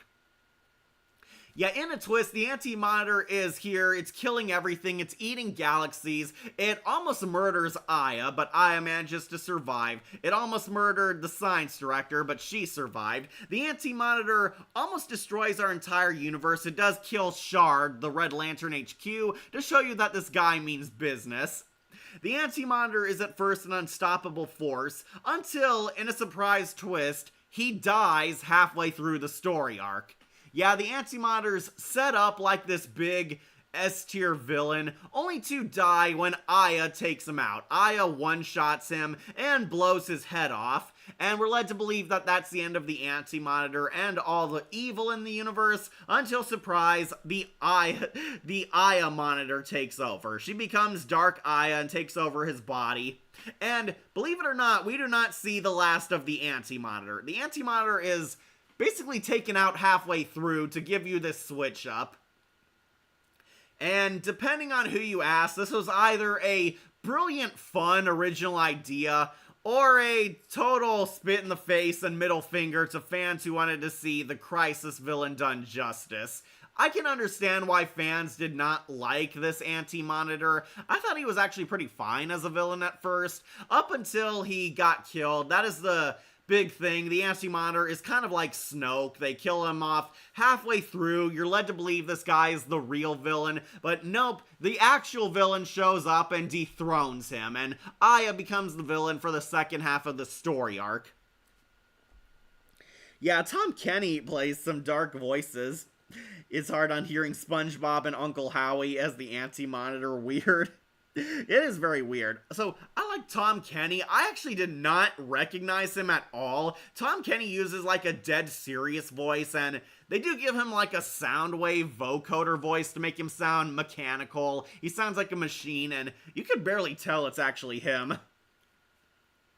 So, the Anti-Monitor in the comics is actually this big world-ending threat. They tease that Crisis on Infinite Earths might have been happening, but no, it doesn't come to fruition. He's just used as a mega boss. He dies, but turns out he wasn't actually fully dead. Aya took over his body, but the Anti-Monitor's head managed to survive, and he evolved into Ranks, the sentient city.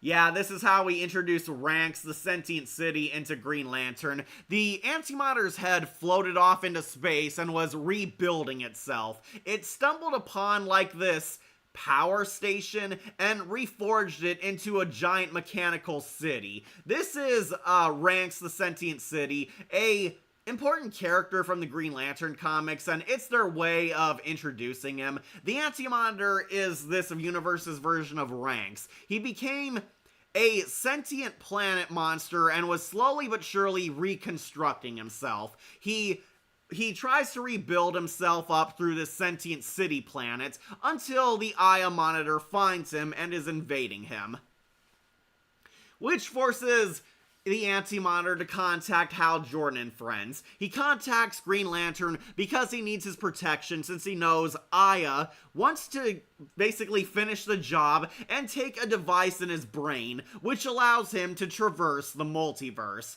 Yeah, it turns out Aya did not get everything the Anti-Monitor had after taking his body. Inside his brain, he actually has like this weird device which can allow you to open up portals across the multiverse, which is how he was able to come here. Aya wants to steal this device so she can go back to when God created the universe, and the Anti-Monitor and Hal are forced to work together in an alliance. They have this begrudging, reluctant team-up where they work together to stop Aya. Next, Guy Gardner or Larfleeze. Like, why not Tony Todd or Keith David as the Anti-Monitor? That would have been pretty cool. I'm not sure if Keith David was available at the time, though. I'm pretty sure he was, like, doing Coraline around this time.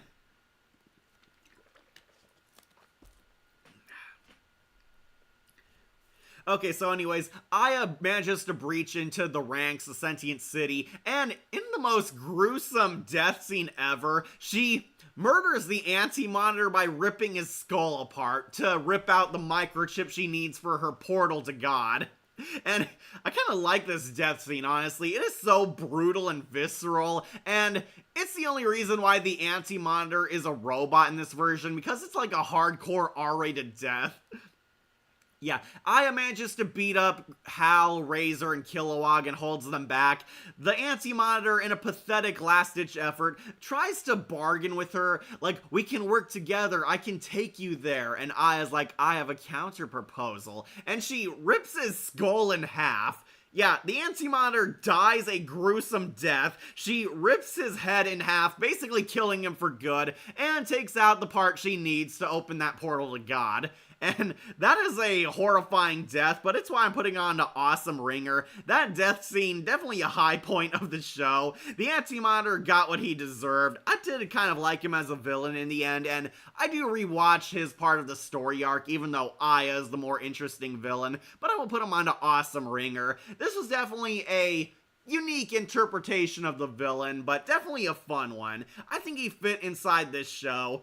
If you're a hardcore fan of the Anti-Monitor, you might not like how he's depicted here, but I was kind of okay with it. We'll put him on to Awesome Ringer, but he's going under Carol for sure. I used to be afraid of the Coraline movie for years. I saw it in theaters. Yeah, it was scary, but I actually did watch it all the way through. Anyways, Tom Kenny's Anti-Monitor, not too bad. We'll put him on to Awesome. Not S tier, though. Speaking of which, let's also do the Orange Lantern, Larfleeze, played by D. Bradley Baker. Larfleeze, I will also put on to Awesome Ringer. Yes, this is the one and only Orange Lantern, Larfleeze, voiced by D. Bradley Baker, trying to do a Gollum voice, but honestly sounding more like a defective clone from Star Wars. So I got my water here to stay hydrated. Okay, so Larfleeze is technically a one-shot villain, but his episode is very important because it sets up the Orange Lanterns.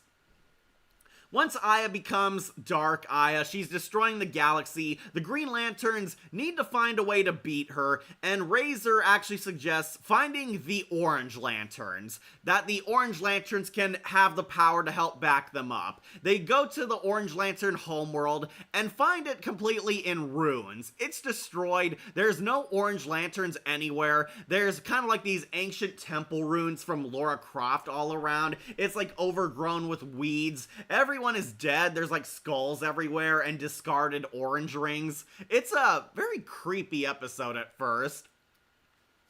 And we find out there's only one Orange Lantern, Larfleeze, voiced by D. Bradley Baker, and yeah, I could not unhear the clone voice from him. D. Bradley Baker plays this psychotic man-child version of Larfleeze. Larfleeze is a warrior who's fallen from grace. He used to be this great powerful Orange Lantern, even rivaling Atrocitus and the Red Lantern Armada. Then we slowly but surely learn the backstory about this guy and his Lantern Corps. The Orange Lanterns are powered by greed. Greed gives them strength, it gives them power, and their Orange Lantern battery is so powerful that it can corrupt its people. It can corrupt people around it like the One Ring. So, the power of Mammon. Mammon, the Demon King of Greed, yeah. Orange Lanterns can take souls, yeah, they can. Why is he the only Orange Lantern? Well, I'm getting to that. It turns out the Orange battery is so good at corrupting people, it made the Orange Lanterns turn on each other. The Orange Lanterns were so greedy that they backstabbed and killed each other, annihilating their own organization. Yeah, why are there no Orange Lanterns? Because they all killed each other. They were so greedy, they did not want to share the power with each other, so they started killing each other so they could be the only Orange Lantern. And this is best shown when they're questioning Larfleeze. Larfleeze is saying, "Don't touch the orange battery, it's mine." Like, Hal asks him, "Where are all the other Orange Lanterns?" And Larfleeze says, "They aren't around anymore." And we see like an image of piles of discarded Orange Lantern rings, pretty much confirming that they all killed each other. Yeah, the Orange Lantern Corps was so greedy, they backstabbed and murdered each other because they didn't want to share the power. That is how powerful their orange battery is. The orange battery corrupts everyone around it into being an evil, greedy psychopath, and Larfleeze is basically the last orange standing. Like, all the other Orange Lanterns are dead. It's implied he might have murdered some himself, because we see he has, like, a collection of their rings. There's, like, piles of unused Orange Lantern rings all around, and we do see some skulls implying that they did murder each other on their own home base. Yep, and there it is.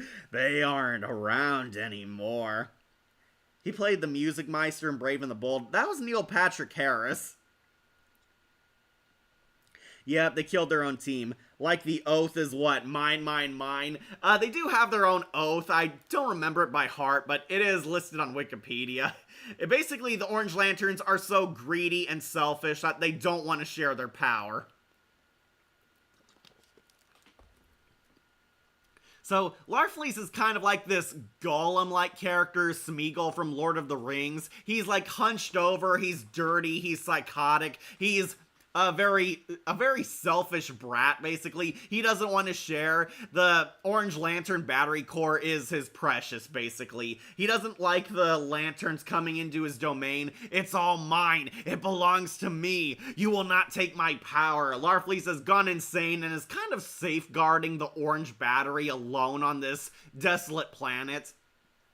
Hal and friends show up, and Hal successfully steals the Orange Lantern battery. However, we learn why there's no Orange Lanterns, because they're greedy. Hal turns to the dark side and becomes an Orange Lantern. The Power Core selects him as its new defender, and he becomes an evil Orange Lantern, overcome by greed and selfishness. He refuses to share the orange battery and starts turning against his friends. This Power Core is so influential and corrupting that it made Hal turn into a bad guy. It's like the first reference to evil Hal Jordan. Hal gets all the orange battery rings and wears like 10 of them on his fingers and decides that he doesn't want to share the power, and he almost kills Razor and Kilowog. He flies back to the Orange Lantern planet to, I guess, recreate it and build his own Orange Lantern organization. They bump into Larfleeze, and Larfleeze reveals the truth that the power is greed.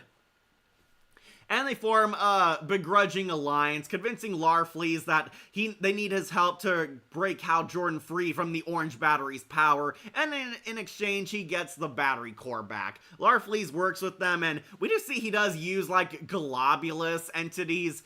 These are the orange battery's entity. They're kind of protectors of the core. Yeah, he has the globulous demons, these fat Nintendo Boo looking creatures. They're like his minions, they fight, he can project himself. Larfleeze actually is a capable warrior. He does fight Hal Jordan, and they're able to break him free when they see Aya's destroying the sky, and they realize Hal realizes that he's lost himself to this greedy power. And he might run the risk of becoming the new Larfleeze. It's implied that the core is a sentient being influencing whoever wields it. Larfleeze was the former champ and it wants Hal because he's a new recruit to the Orange Lanterns. Hal manages to realize the error of his ways and break free of the corruption of greed, and they return it back to Larfleeze, and Larfleeze kind of turns into a comic relief type of anti-villain after this. They do set up Larfleeze here because I do believe they were going to have the core war in the future with Krona. Like I remember Larfleeze in Lego Batman 3. Yeah, D. Bradley Baker kind of became the definitive voice for the Orange Lantern after this. Yeah, he did a pretty good job. I know, shocker, considering D. Bradley Baker's good in everything. Yeah, he kind of became the de facto voice of Larfleeze, the Orange Lantern, after this, appearing in like Lego Batman games and Justice League Action and other media which needed Larfleeze to speak. Like, reminds me of Hatamoba episode where greedy people die by beheaded. Not that extreme, but Hal definitely was gonna wither away and die on this planet surrounded by the orange. Yeah, they give it back. Larfleeze actually considers giving them an award for helping him, but he's so greedy he backs out and tells them, have a nice trip.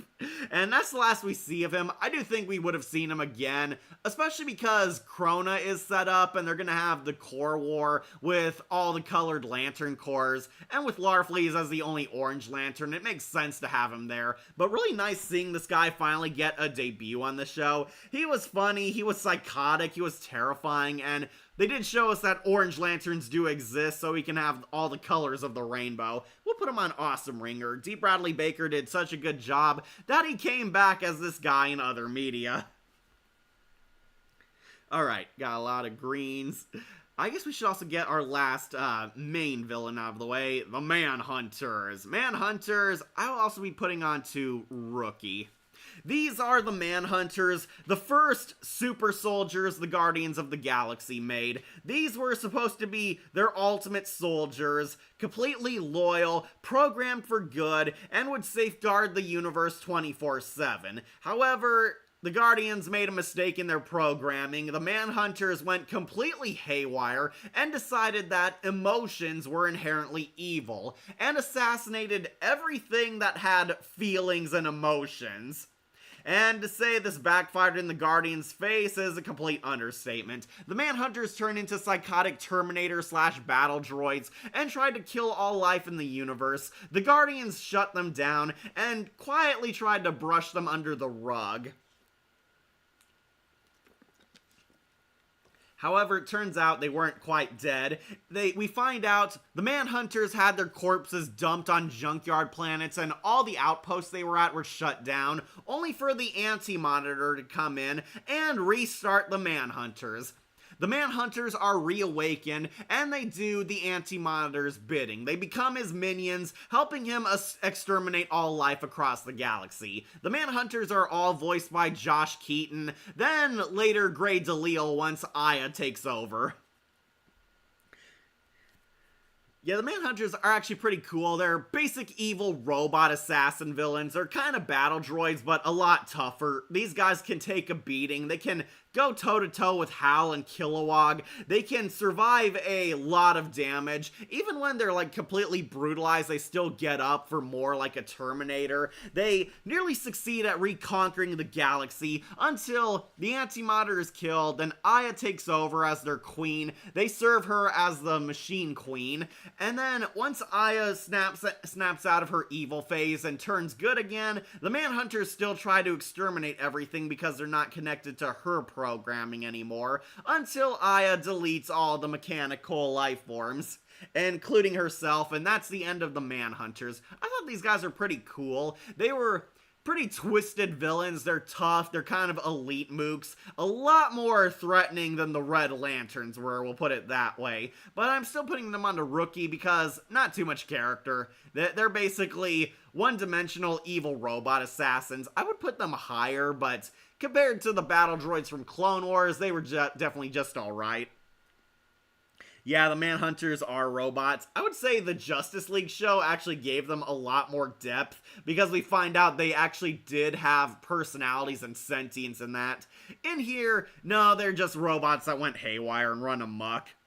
Like, is James Gunn using this?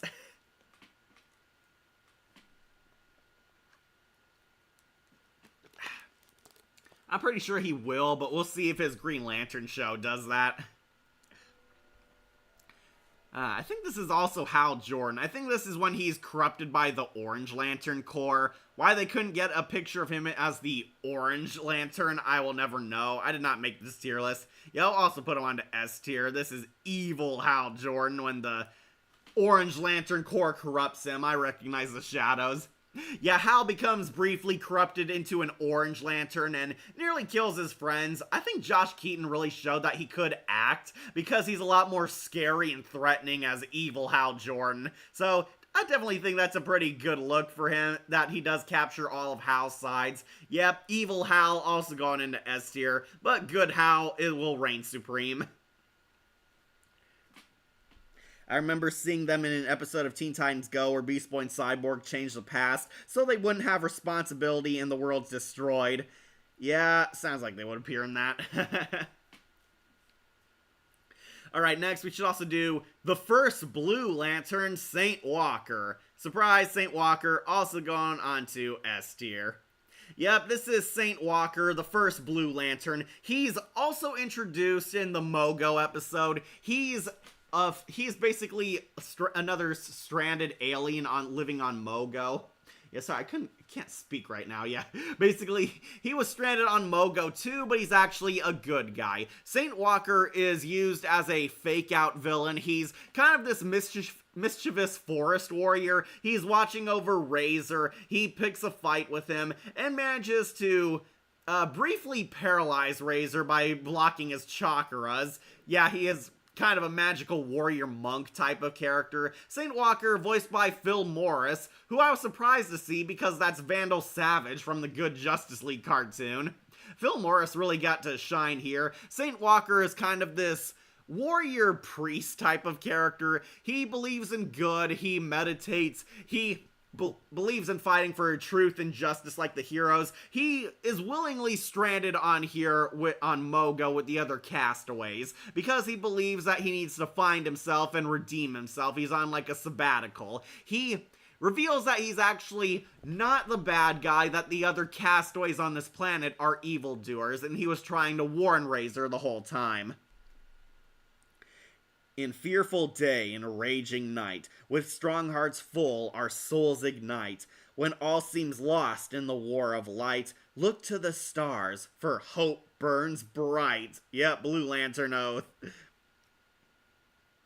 Like it's a shame Scooby-Doo never met Hal Jordan in Guess Who or anime crossover, since I want to see Scooby meet Yuji from Jujutsu Kaisen teacher Anube. Probably not gonna happen. Probably, or Darkstalkers. Also might not happen because Capcom doesn't want to do anything with Darkstalkers. Yeah, like the Sentinels from X-Men. Yeah, but much more scaled down. Like as they hinted Parallax. Yeah, they kind of did. Hal Jordan was possessed by Parallax once, and I guess through the Orange Lantern they kind of did that story. Anyways, Saint Walker, really cool. Really like him. He's badass, mysterious, and surprisingly friendly. Phil Morris has this very warmth charm to him. Gives him this nice guy voice, this kind of wise sage warrior. He tells Razor the truth that the castaways are evil. He's actually a good guy. The Green Lantern ring did not select him, but he's been trying to help them this whole time. How? Because Saint Walker knows Mogo's alive. Hal Jordan pieces it together. They save Mogo. Saint Walker stays there. And then he comes back near the end of the Red Lantern arc, surprisingly gaining a lot of character development. Saint Walker wants to help in the Red Lantern War, but doesn't know how. So Mogo sends him on kind of this weird Christianity type of quest, like testing his faith, sends him up a mountain. He has to climb to the top to find the answers he seeks. Saint Walker goes up there. He has some thoughts, has some regrets, questions Mogo's wisdom a few times, but decides to stick to his guns and climb all the way to the top, where he finds nothing. Yep, he climbed all the way to the top of the highest mountain on Mogo, finds nothing. And it's revealed that this is kind of like a weird Christianity type of theme. I actually do love it. No offense, I do like it. I love it. He gets his faith tested, and it turns out this was to test if Saint Walker was worthy of being a Blue Lantern. That he was testing if he had hope. He makes it to the top of the mountain, finds nothing, and briefly considers giving up, questioning, there are no answers, why would Mogo do this? How come I don't have the answers after all my loyalty? But Saint Walker clings to hope. He believes that there are answers out there, that this isn't the end, that he can fight this war in spite of all this. And it turns out it was a secret test of character. He passed, and the Blue Lantern ring selects him because he refused to give in to despair. Saint Walker becomes the first Blue Lantern. He gains the power, and he and Mogo both kick ass in the finale fighting the Red Lanterns. There's a bad Justice League cartoon because you mentioned the good. Also, which is the good version? Bad Justice League cartoon. I think I might be referring to one of the movies, like Justice League War or Beware My Power. Saint Walker is the Blue Lantern, like people want him to fight Gore, the God Butcher, in Death Battle. That would be pretty awesome, honestly, but I think Saint Walker is a lot more nice and hopeful than Gore. How does a planet become a Green Lantern? Well, Mogo's actually alive. He is a living being who can think and talk and move parts of his surface like appendages. So he's like a Buddhist or Hindu peaceful culture, kind of like that. Question, differences between regular Green Lanterns and the Frontier Lanterns? You might have to specify that. I think the Frontier Lanterns, they don't get proper training. They say the rings select them, but they were never brought back to Oa to be trained yet. They're like new Green Lanterns from reaches of unexplored space.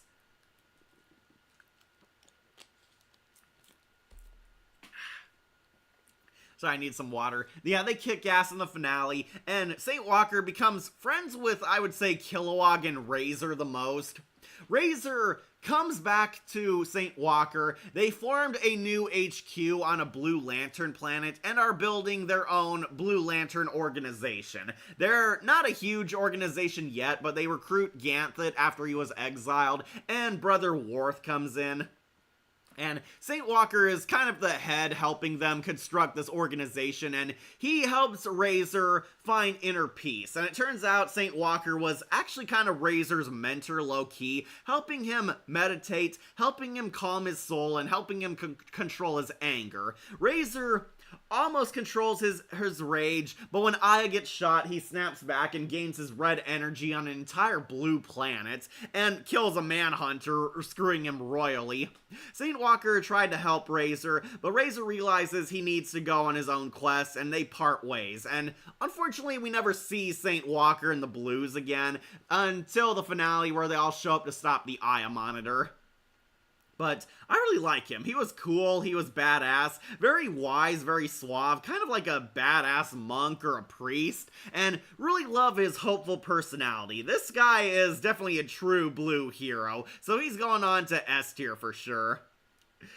Speaking of which, I suppose we should also get off his other Blue Lantern, Brother Worth, who sadly going on to Rookie.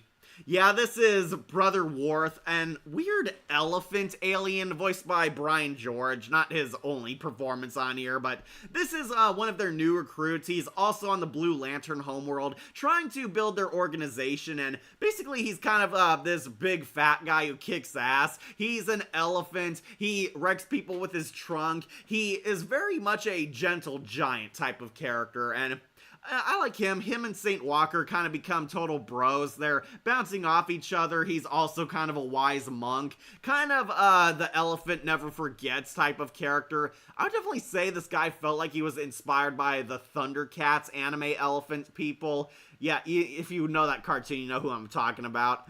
Definitely, I kind of liked him. Unfortunately, he didn't get to do much, which is why he's on Rookie. What lantern do you guys think you are? Wolf definitely is a red lantern.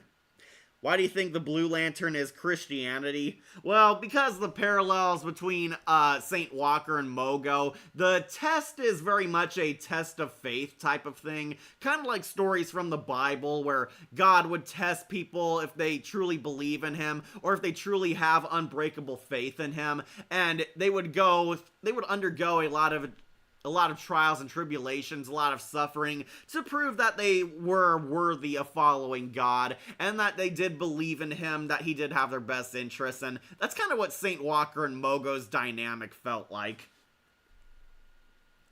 Well, Akira's white lanterns are real. They have control of all the lanterns.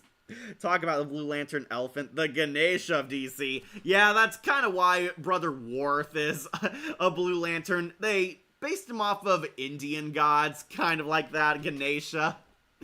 And I did find that pretty funny. That is pretty cute and adorable. He's like this wise, elegant elephant. We'll put him on a Rookie, only because he didn't get to do much. He had like one episode and didn't get to display too much personality outside of being a eccentric mentor for Razor.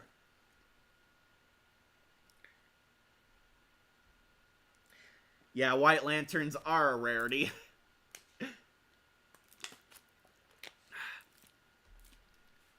Alright, so who to do next? I guess we'll also knock off Chip, the squirrel. Yep, a squirrel became Green Lantern. They do imply he's an alien squirrel. Chip, we'll put onto S tier. Yeah, this is Chip, the squirrel Green Lantern. And Chip does not talk, he does basically squirrel noises. Chip's like a chipmunk or a squirrel, always nibbling on things. This is Kilowog's best new recruit. Chip is a part of the new wave of Green Lanterns. After the Green Lanterns come back from the Red Lantern War, they're recruiting new aliens to join their forces after so many were lost to the Red Lanterns. And Chip turns out to be Kilowog's best student.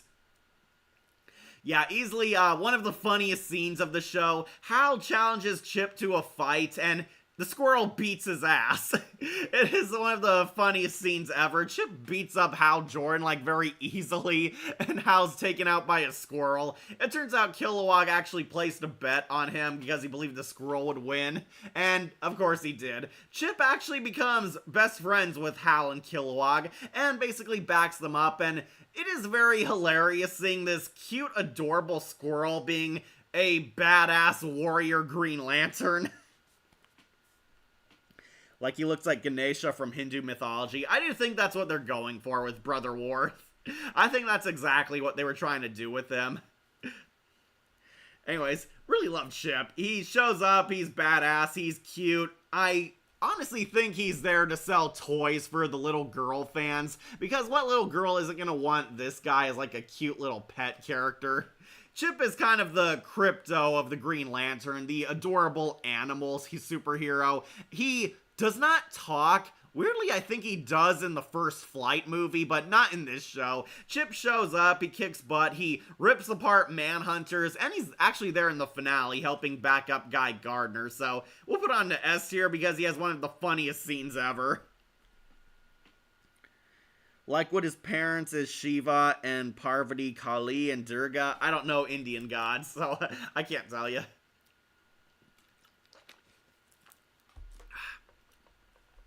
Also, let's bump off Chazleon. I actually liked him. Put on an awesome ringer. This is Chazleon. He's this dorky, newbie, rookie Green Lantern. He's a comic relief Green Lantern, kind of like how Zelias Zox is for the Red Lanterns, but Tom Kenny gives him like this dorky nerd voice. Chazleon wants to fit in, and basically he wants to have friends. He's a total newbie in the Green Lantern Corps. Hal Jordan distracts him and kind of pretends he's friends, and Chazleon has this really dorky demeanor. He's like bonding with Hal and thinks that, oh, I actually have a friend in the Corps, and he bonds with Hal. Then he also tries to bond with Guy Gardner, and I do like him. Tom Kenny gives him like this dorky, nerdy personality. Very funny for a background character. He has a few comical interactions, not too much character, so he'll go low on Awesome Ringer, but I really found him enjoyable. He's cute, he's quirky, and this lovable, dorky kind of character. Yeah, DC Comics replaced him with Badge. Well, not Badge, since he's different. Yeah, Badge is also a squirrel, but Badge can actually talk. That was the key difference. Chazion I kind of liked. He was kind of, I would say kind of like Carl from Johnny Bravo. He's this nerd who's trying to fit in, but that's what makes him kind of endearing. Very likable, and he does show up in the final battle actually kicking ass, so he is a competent Green Lantern. We'll put him on Awesome Ringer. Unfortunately, I can't say the same for Larvax. Larvax, our first defective drone. Larvax is this weird pickle spider alien looking character. He also does not talk because his species does not have a mouth. Yeah, Larvax is kind of this weird pickle with spider legs type of alien. He was basically a glorified background character in everything he's been in. I wanted to like him. He shows up for like a cute cameo here and there, and one good thing I'll say about him is he's best friends with Chazleon, giving them this funny bro dynamic. They're both the social awkward weirdo of the Green Lanterns, and it is nice seeing these two actually have friends. He gets a cameo where Kilowog distracts him, asking him for his credentials, and Larvax is kind of this antisocial character, which made him very funny. He does get a badass scene also with Chazleon where they fight the Aya Monitor's Manhunters, and he is very good with swords, so he is also a competent Green Lantern. Unfortunately, a lack of personality does drop him down to defective drone. Like maybe they get cringe hearing him sound like Alvin and the Chipmunks, yeah. Like, why round Alien Lantern? Well, Green Lanterns come in all different shapes and sizes. Yeah, basically, Larvax and Chazleon show you that they can have weird, bizarre aliens that are totally unfamiliar to us. I think they kind of had fun with the alien angle because they look like definitely otherworldly characters. So that made them at least fun additions to the show, but sadly they're side characters.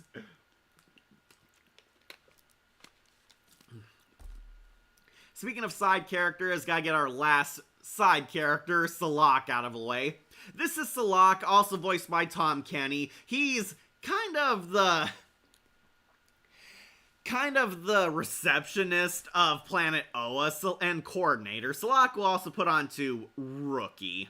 Not because he was a bad character, but tragically they didn't give him too much to do. Salak is low-key the receptionist slash coordinator. He's mission control of the Green Lantern Corps. He can actually fight, but he's much more of a brainiac type of warrior. He's a calculator, a planner. Basically, he forms all their coordinated attacks for the Green Lantern Corps and taking calls at the Guardian's office. Salak is actually pretty cool. You can't tell he's a four-armed alien. He fights like General Grievous style. Unfortunately, we don't get to see him be too badass because he gets his ass thrashed by Zelias Zox. Yeah, not Atrocitus. Zelias Zox actually beats this guy when he's defending the Guardians. He is like technically their main bodyguard. I kind of like him. He's this cold, emotionless Spock type of character. He is more concerned with the job, getting things done. We rarely see him emote, unless you're Guy Gardner, which made him pretty funny. But Slock, I wanted to like him, he just didn't get to do too much. We'll put him on to Rookie.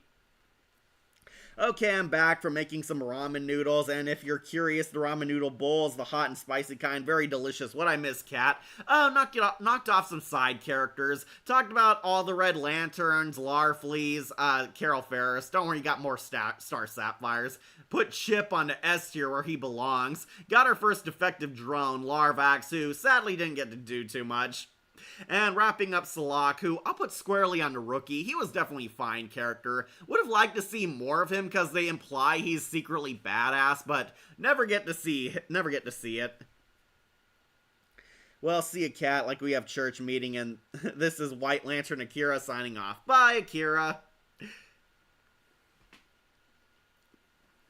Okay, last side character, let's bump off Tomar Ray. And Tomar Ray, I will also put on to awesome ringer.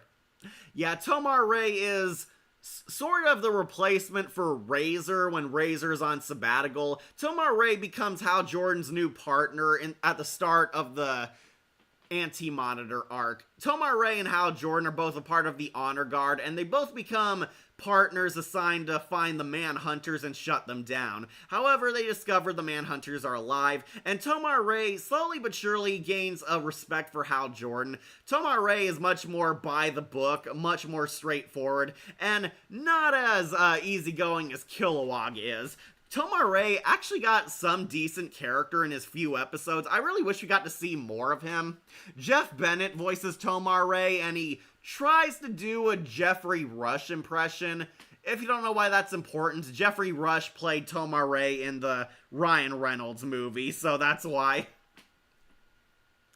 I see some of my other female waifus made A tier. Yeah, Aya's up here. Aya's up here. Carol Ferris made it on Awesome. Queen Iolanda, yeah, she's pretty hot. I just wish they gave her more, but she'll be on Awesome Ringer. These two made it on. Don't worry, you got some more hot chicks we'll talk about. Anyways, I kind of like Tomar-Ray. He's kind of the Mr. Spock of the Green Lanterns. He's emotionless, very scientific, always thinking first before acting. He forms an odd friendship with Hal, and I wish we got more of this because he slowly comes around to liking Hal Jordan and becomes his new partner, and actually breaks the rules and works with Hal at stopping the Anti-Monitor. Really liked him. Wish he got more to do, but unfortunately when Aya and Razor re-entered the picture, Tomar-Ray is sadly sidelined until the finale. So, I actually really liked him in the few episodes he did have. He's a very creative and badass Green Lantern. He and Kilowog honestly get into a few conflicts because Kilowog's the brawn while Tomar-Ray is more of the brain, always thinking first, and is actually good at combat, but does it in more style than Kilowog does. They had a very fun dynamic with each other. I suspect Tomar-Ray was gonna be a major character in Season 2. Tomar-Ray was gonna take Razor's place as a teammate because Razor and Aya were going to be sidelined while he was looking for her across the galaxy. I think Carol Ferris and Tomar-Ray were going to take over Razor and Aya's places as Hal's teammates. We would have seen more of Star Sapphire and delve more into Tomar-Ray and Hal's friendship, and I really like him. I wish he got more, but he'll be on Awesome Ringer. He does back up Hal in the end, and does help him realize that Aya actually does have good in her. They are cracking the mystery, and they see Aya didn't destroy all the systems that had life. She actually destroyed a bunch of lifeless systems. Wow, Johnny Bravo voices Tomar-Ray. Yes, he did. He did. He helps in the finale defeat the Aya Monitor, but that's all he gets. He probably was going to be promoted to a main character, and I actually do like him, wished he got more, but we're going to have to settle for Awesome Ringer because he was more of an ensemble dark horse than a leading man. But really like you, Tomar-Ray. Really love Jeff Bennett's voice as him, so still awesome. Okay, final string of characters. I gotta use the restroom again, so you guys cast your vote on who you want to see next. BRB.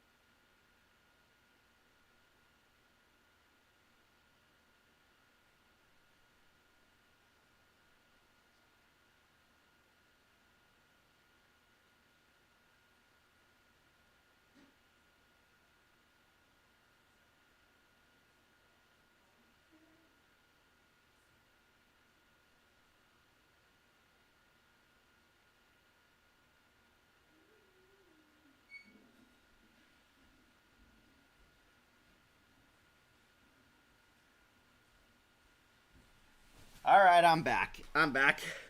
Let's do the blue guys. The Guardians of the Galaxy. You want to see some of them knocked off? Alright. Let's bump off the first one, Appa Ali Apsa, the head Guardian of the Galaxy. Finally getting to these guys. Okay, so I really wanted to like Appa, but I'm gonna have to put him onto Rookie.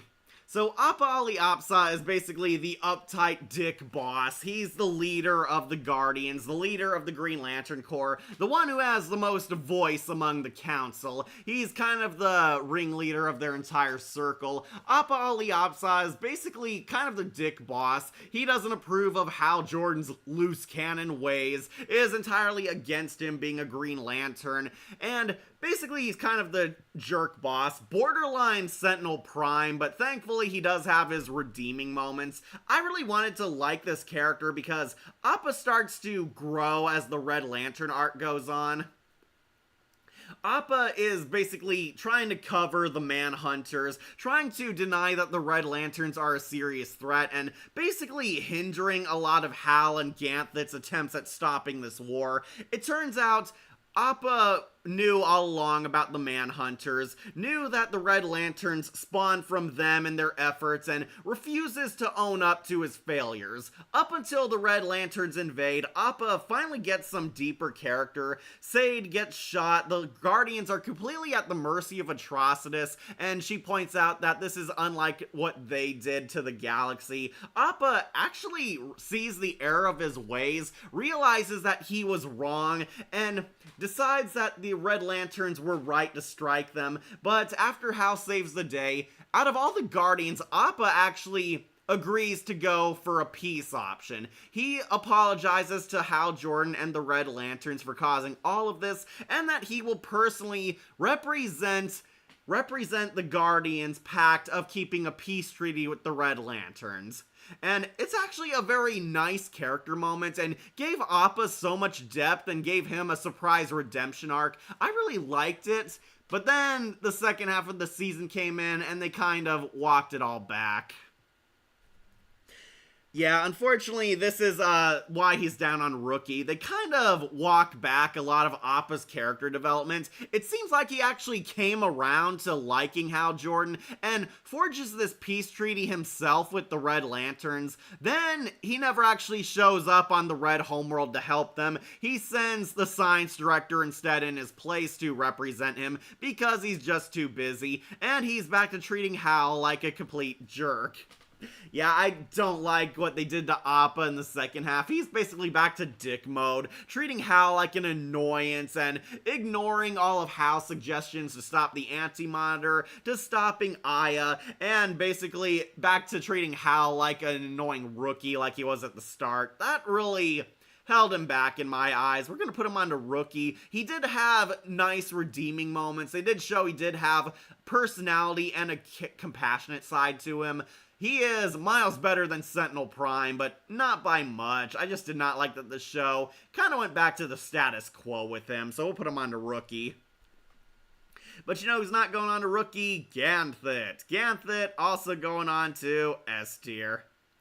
Yeah, I'll put him under Saint Walker. This is Ganthet. Ganthet is the cool Guardian. He's a lot more laid back, a lot more friendly with Hal Jordan, very much the voice of compassion and care among the Guardians. Ganthet is initially Appa's right-hand man. He is the only one who Appa listens to. Ganthet is actually total friends with Hal Jordan and Kilowog. He believes the Guardians need to care, need to have emotions, and spread hope and peace through the Green Lanterns. Unfortunately, Ganthet is a little too close to Hal Jordan, and Appa realizes that Ganthet actually went behind his back and gave him access to their experimental ship, the Interceptor, and that Ganthet feels emotions when the Guardians shouldn't be emotionally attached to their jobs.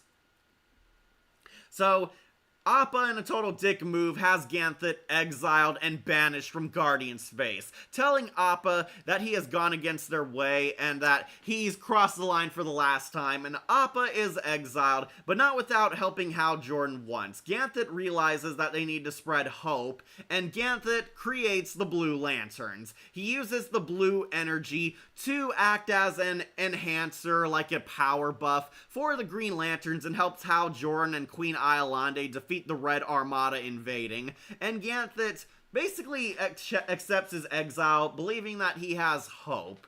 That he has hope that the galaxy will get better, and that hope that things will change, leading to Ganthet constructing the Blue Lantern Corps.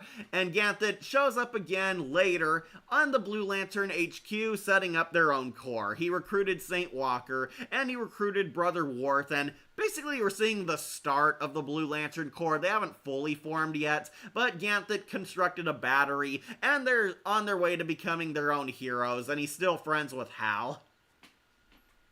Yeah, I will say I do like Ganthet. We'll put him on the S tier. He was a very likable character. He was the reasonable authority figure, and he was actually voiced by the Emperor of all people, playing, ironically, a good guy. So that definitely made him likable. We'll put him on Honor Guard. Unfortunately, his companion, Sade, the female Guardian, well, we're gonna put her onto Awesome Ringer. I wanted to really like Sade. She's also Ganthet's friend. Implied there's something going on between them, but never confirmed. Sade is the first girl Guardian we meet. She's the cool old lady. She has Hal Jordan's back, and Sade is actually the replacement for Ganthet, a reasonable authority figure who listens to Hal and Kilowog more often. She actually is pretty likable, so put her on Awesome, but still low on the list behind all these characters. Wanted to like her, but she also gets sidelined. The last we see her, she helps Hal break into the science director's office to steal vital intel. She very much becomes the new Ganthet, and we probably would have seen more of her had the show continue, but as she is, we'll put her low on Awesome Ringer.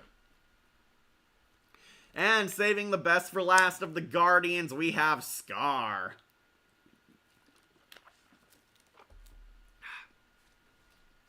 Yep, this is the science director. So, at first when we meet this Guardian, we're led to believe that she's another typical jerk-ass Guardian. She doesn't approve of Hal Jordan's loose cannon ways. She's an obstructive bureaucrat. But then, in a twist, it's revealed that this is actually Scar. She tries to stop the Anti-Monitor and the Manhunters with her Guardian powers, only to get shot out of the sky. We're led to believe she's dead, but nope, she actually survived, albeit with a scarred Two-Face. Scar we're also putting on to Awesome Ringer. Yeah, Scar actually is a twist villain. If you don't know, Scar is a major Green Lantern villain. She's also from the Blackest Night story arc. She's the Guardian who teams up with Necron. In a twist, we're led to believe that this character was kind of a minor original character. She worked on Aya, is trying to have Aya dissected and scrapped, but Aya refuses. She reveals she's kind of a bitch. She's not a very friendly Guardian. She believes in Appa Ali Apsa. She is very much adamantly against Hal Jordan and his team. Then, in a twist, we find out this was on purpose because she's actually a villain. So, Scar tries to destroy the Anti-Monitor and the Manhunters with her Guardian powers. However, the Anti-Monitor is too powerful. It shoots her. We're led to believe that she died, only to reveal that she was alive and she went hidden on a secret lab on a remote planet, and reveals that she's actually Scar, because she has the twisted Two-Face scar across her face after the Anti-Monitor tried to shoot her.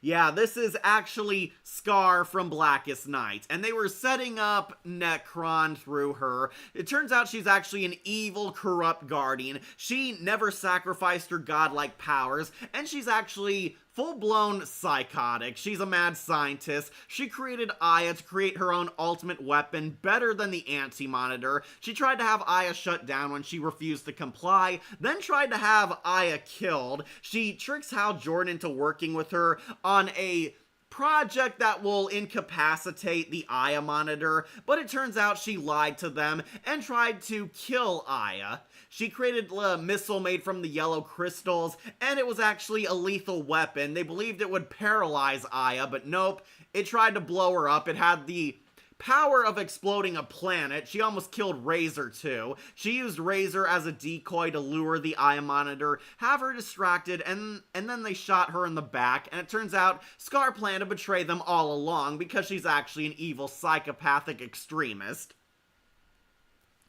Yeah, Scar reveals her godlike powers. She did not disconnect with the Guardian godhood. She secretly hid her powers this whole time, and is very much now a villain by this point. She tries to kill all of the Green Lantern team to cover up her mistakes. However, Aya survived the explosion. She bitch slaps Razor aside and tries to kill the Interceptor crew. Scar is attacked and she fails to kill Hal, retreating and running away from the fight after she sees Aya still alive, and it's implied Scar was gonna come back for the Blackest Night story. If you don't know, Scar is partners in crime with Necron from Blackest Night. We do see the Book of Black is in her laboratory, and she's been studying the Black Lanterns, implying that we were gonna see Necron and Scar team up just like they do in the comics. And kind of disappointed. I really wanted to see how this show would do Necron, since Necron's a really cool villain. And it's implied Scar and he were going to do the Blackest Night story arc together. We were most definitely going to see her as a villain in a future story arc. Unfortunately, the show got canceled and she escapes with her scars, but is still out there and is a threat. And really want to see how they would do Blackest Night. But yeah, this was actually a pretty surprisingly good villain origin and an intro to this character. They set up that Scar does exist and did plant obvious clues that this Guardian was a total villain. Really nice to see this character actually done justice on the show, so we'll put her on Awesome Ringer. Alright, final 6.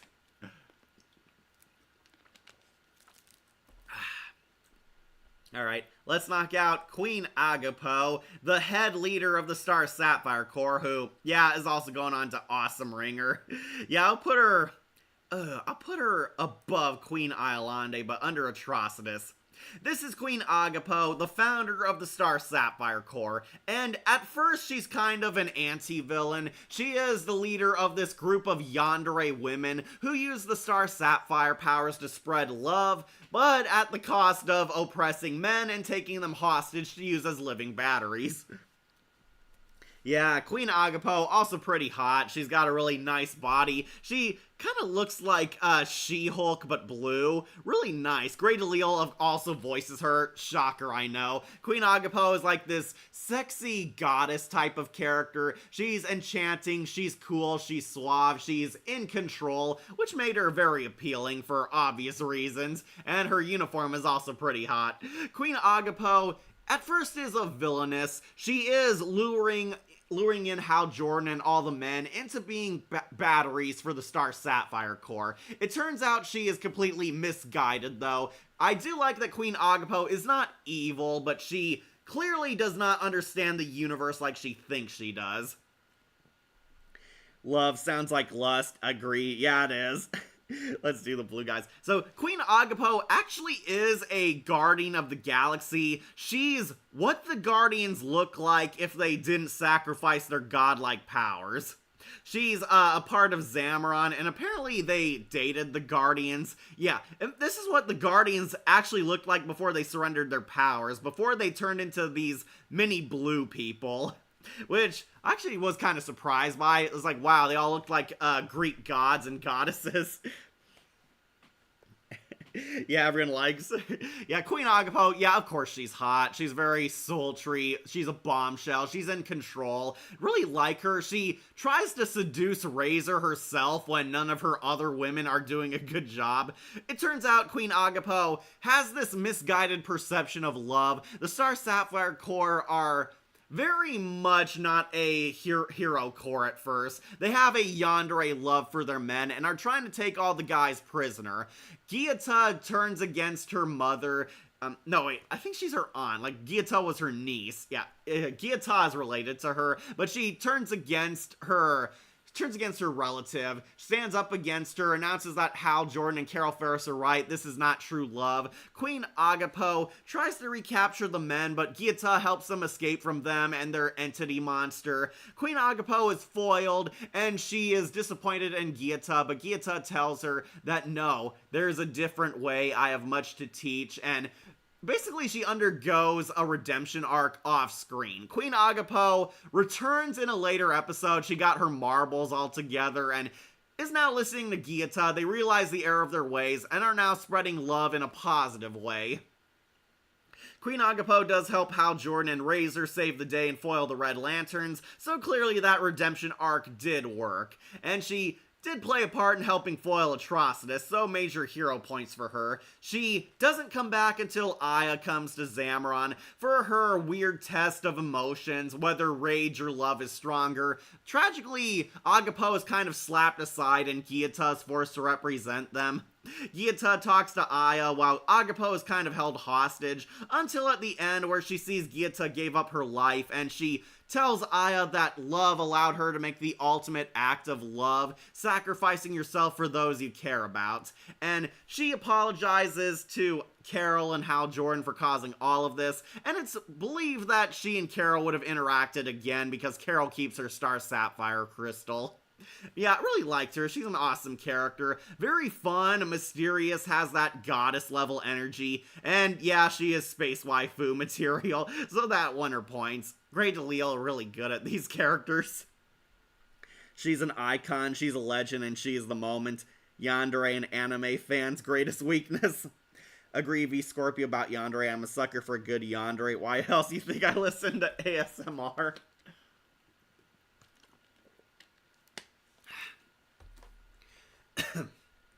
Speaking of Star Sapphires, let's also do her niece, GL TAS. And GL TAS actually going on to S tier, Honor Guard Lantern. Yeah, you know I will put her above Evil Hal at least, but under Mogo.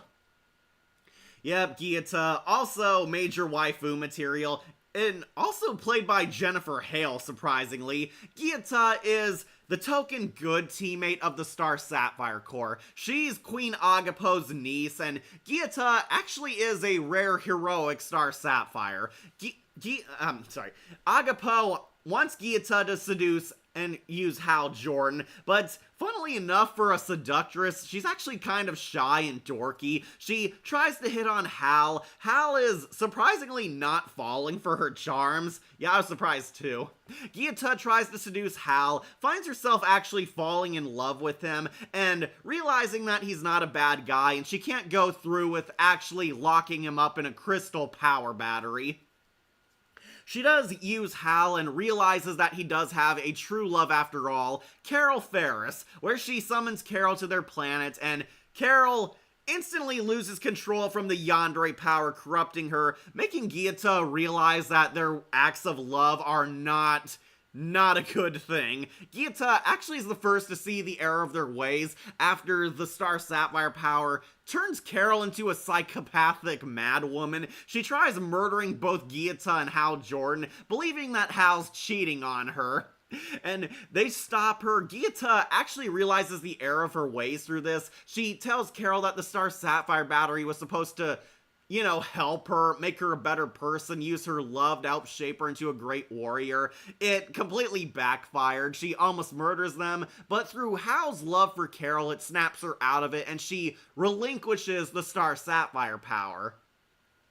This actually triggers GL TAS' heel face turn. She turns good and has a change of heart, realizing that their way is not the right way. She's surprised by Carol actually rejecting the Star Sapphire power because no woman has ever gave up the power, and she's shocked because her love actually made her a better person. She realizes that they had the wrong idea of love, and Carol tells her this passionate speech about how love is about equality and caring for the person you love, not this psychotic obsession and yandere style of love. Gyata actually turns good and helps Hal Jordan and friends escape from her evil psychotic aunt, and Gyata helps them redeem themselves. She tells them what Carol told her about love being a positive thing and not their old way. I'm a sucker for the shy and dorky girls. Yeah, those are definitely hot. That's why Aya's also up here.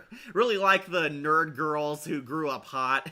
Gyata is definitely shy and likable. Jennifer Hale is surprisingly very good because her voice for Carol is vastly different from Gyata's. Gyata actually reforms the Star Sapphire Corps, becoming one of its new ringleaders. She's actually more of an advisor to the Queen this time. Her aunt is actually listening to her. They made the Star Sapphires a better place to live, a better group of heroes. Unfortunately, Aya comes back, and as I said, she has this gladiator tournament to determine which is the better emotion, love or hate. Gyata tries to represent them, but she has Carol Ferris come back to be their champion, and she actually mentors Carol in using her powers. Carol fights Atrocitus, but Atrocitus almost shoots Hal Jordan, where Gyata takes the flames. Yeah, Gyata jumps in front of a shot meant for Hal Jordan, sacrificing herself to save Hal because she loved him.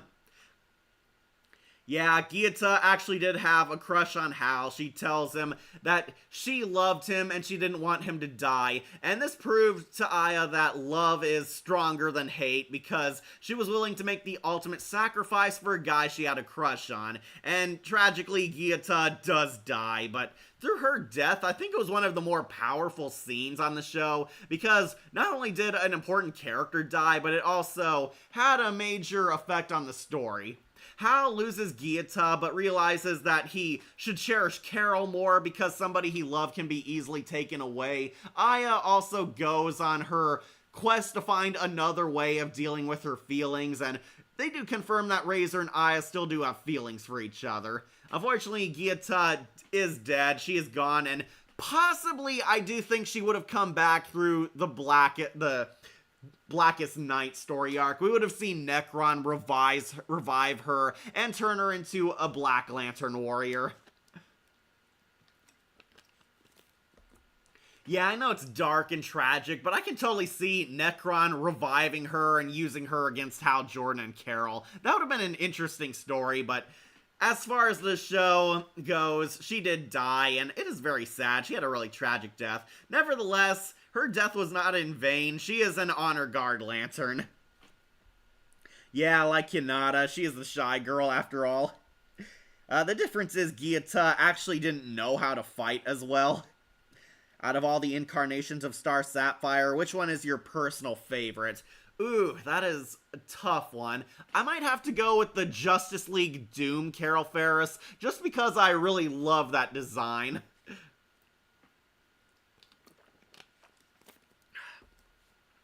Yeah, Justice League Doom Star Sapphire, that design was perfect, really like that. If you know the movie, you know exactly why. Plus, Olivia Dabo is one of my favorite voice actors for her. Really wish she'd play Star Sapphire again, but never happened.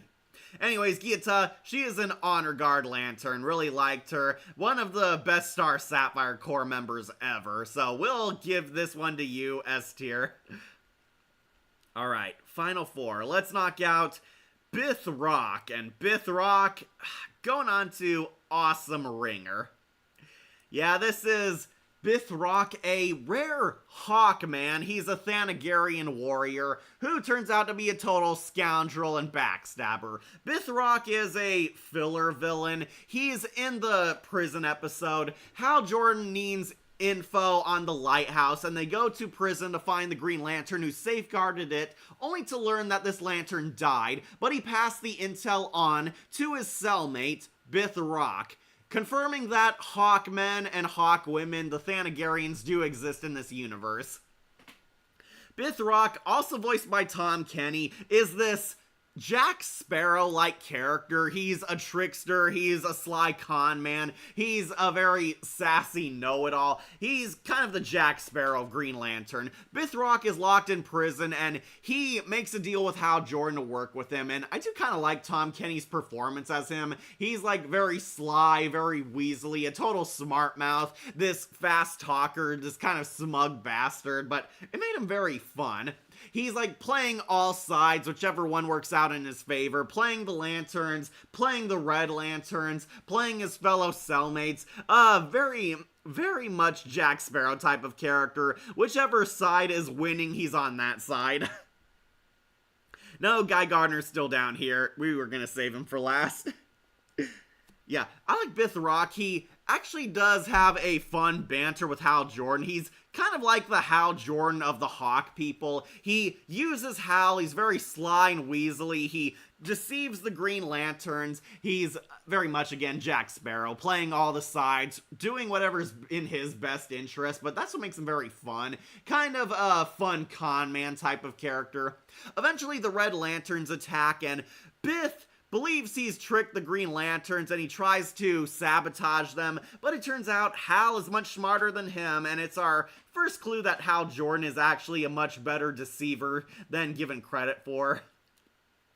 Hal Jordan outsmarts Bithrock and gets the code from him through a clever simulation tactic. He tries to convince Bithrock to help him, but it turns out it was another play by Hal Jordan, where they use Bithrock as a distraction to trick the Red Lanterns. The Red Lanterns trick him and his the Red Lanterns track him and the Hawk people, while they don't notice Hal and the Green Lanterns getting away. They used him, and unfortunately, Bithrock might be dead because we see the Red Lanterns actually did catch him, and Atrocitus interrogates and tortures him for intel on the lighthouse, and it's implied they killed him. Bithrock is like tortured to death. He's held captive in like this Star Wars chamber. They torture him with red energy, and the last we ever see him, he's screaming in pain as the Red Lantern lights up. And it's implied he actually died. He did crack and give the intel at the cost of his life, and it leads to the next phase of the plot, Atrocitus fighting the Green Lanterns over control of the lighthouse. So I did like Bithrock as a character. He was pretty funny, though kind of sad they killed him off very early. Some people claim he might be alive, but I'm pretty sure he's dead. Ooh, need my charger. Sorry, just grabbing it real quick. Okay. Alright, final three. Let's go.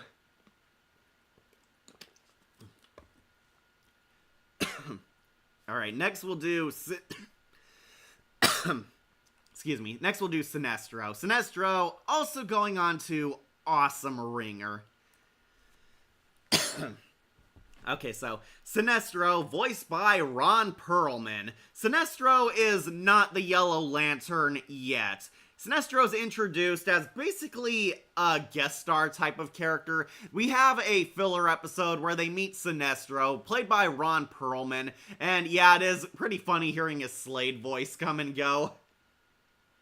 Sinestro is taken in by the Green Lanterns. He's trying to catch a prisoner. He brings it aboard Hal Jordan because Hal is the closest he has to back up. They work together, and they imply that Sinestro and Hal are like total bros. Sinestro, if you don't know the comics, was Hal Jordan's mentor figure. He taught Hal everything he knows, and they sort of became friends. Sinestro really respects Hal Jordan as a Green Lantern. They back each other up, let each other in on their secrets, and Hal completely idolizes and worships Sinestro at this point. This is very much before he becomes a villain. Sinestro is actually teased as being evil in this episode. They are foreshadowing that he's down the path of villainy. Sinestro is a loose cannon cop himself, but a lot more rough and gruff than Hal. They find out that this prisoner is actually mind-controlling the crew. It's mind-jacking people. This evil, psychotic squid alien that they're escorting is actually a mind-jacker, and it's controlling members of the crew. It takes control of Hal, takes control of Razor, takes control of Kilowog. We have that really weird scene where Razor, like, sexually harasses Aya. It's actually a pretty creepy scene. And even Sinestro gets mind-jacked. They try to trick you into thinking Sinestro's turned to the dark side, but nope, he's actually being a victim of this evil squid alien mind controlling them. Sinestro and Hal realize what's going on, that this creature is actually a psychic alien controlling them. And we foreshadow Sinestro turning to the dark side. He carries like a gun that uses yellow energy. We see his eyes are actually glowing yellow at times, and his civilian outfit looks like his classic comic book villain outfit, which I thought was a pretty cute gag. However, Sinestro comes up with a way of defeating this monster. He reveals that he sabotaged the life support system, and this creature cannot wield the powering energy. Only Green Lanterns or whatever lanterns can wield the lantern powers. If this thing is mind controlling them, it can't access the ring's powers because he was not chosen. Sinestro realizes this and plans to drain all the oxygen off the ship, forcing the monster to go back to his own body because his prison cell is the only place that has oxygen. The monster lets go and falls for it. Then we find out that Sinestro actually orchestrated his death.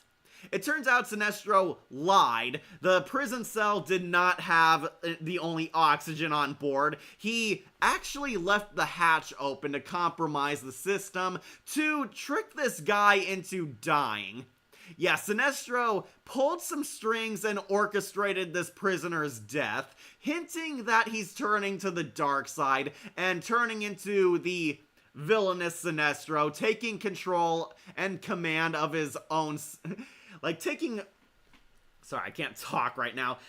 Taking the initiative to start his own form of justice. He basically executed this prisoner and made it look like an accident. And Sinestro completely writes off his death as, oh, it was just an accident. And Hal suspects something is up with his mentor, clearly triggering the start of Sinestro's villain origin.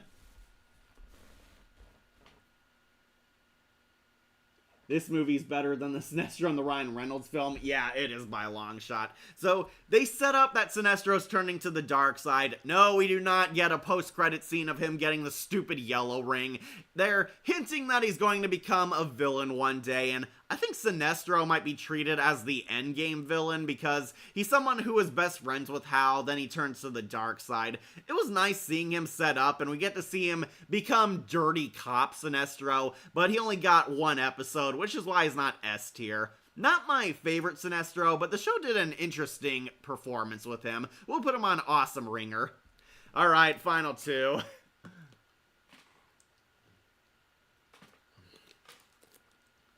Next, we'll bump off the Steam Lantern. And yeah, Steam Lantern also going on to...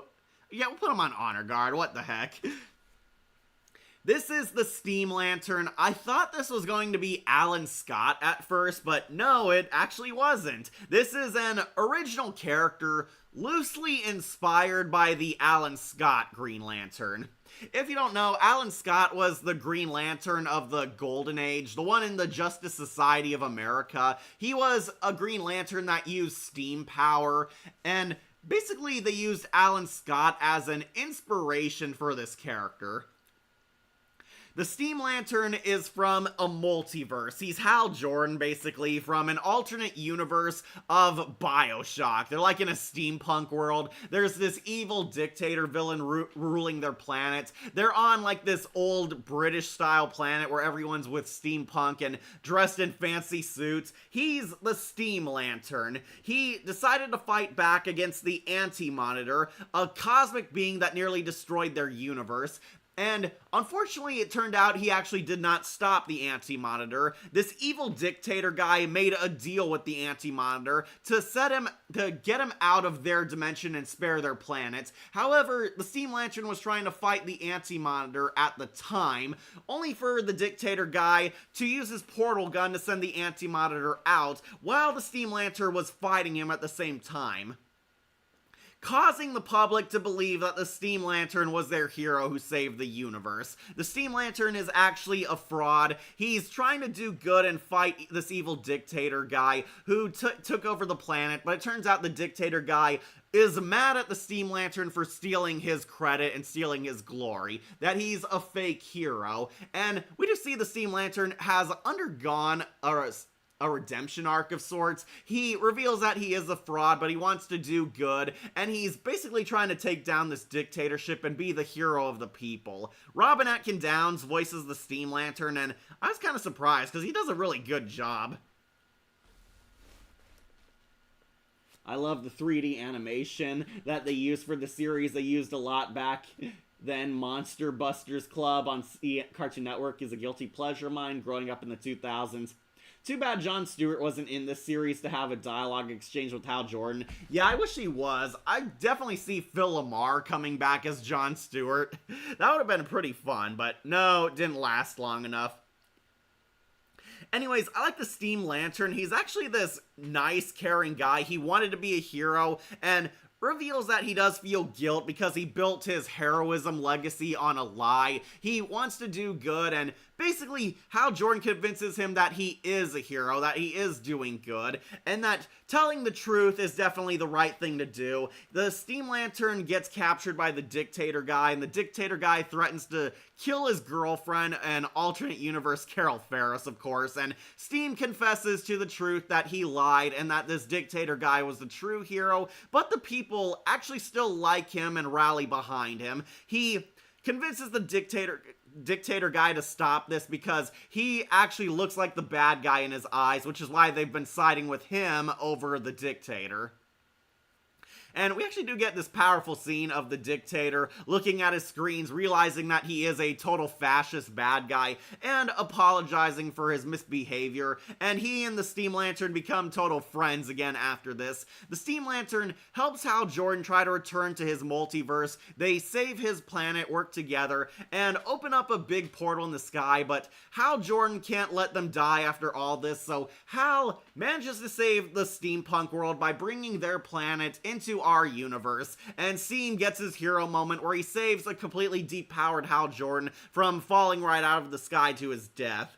And basically, Steam and Hal both gain a respect for each other and realize that they're both heroes deep down, that despite all the odds against them, they manage to get a happy ending, and Steam really is this noble, heroic lantern after all, and decides to be his people's protector still.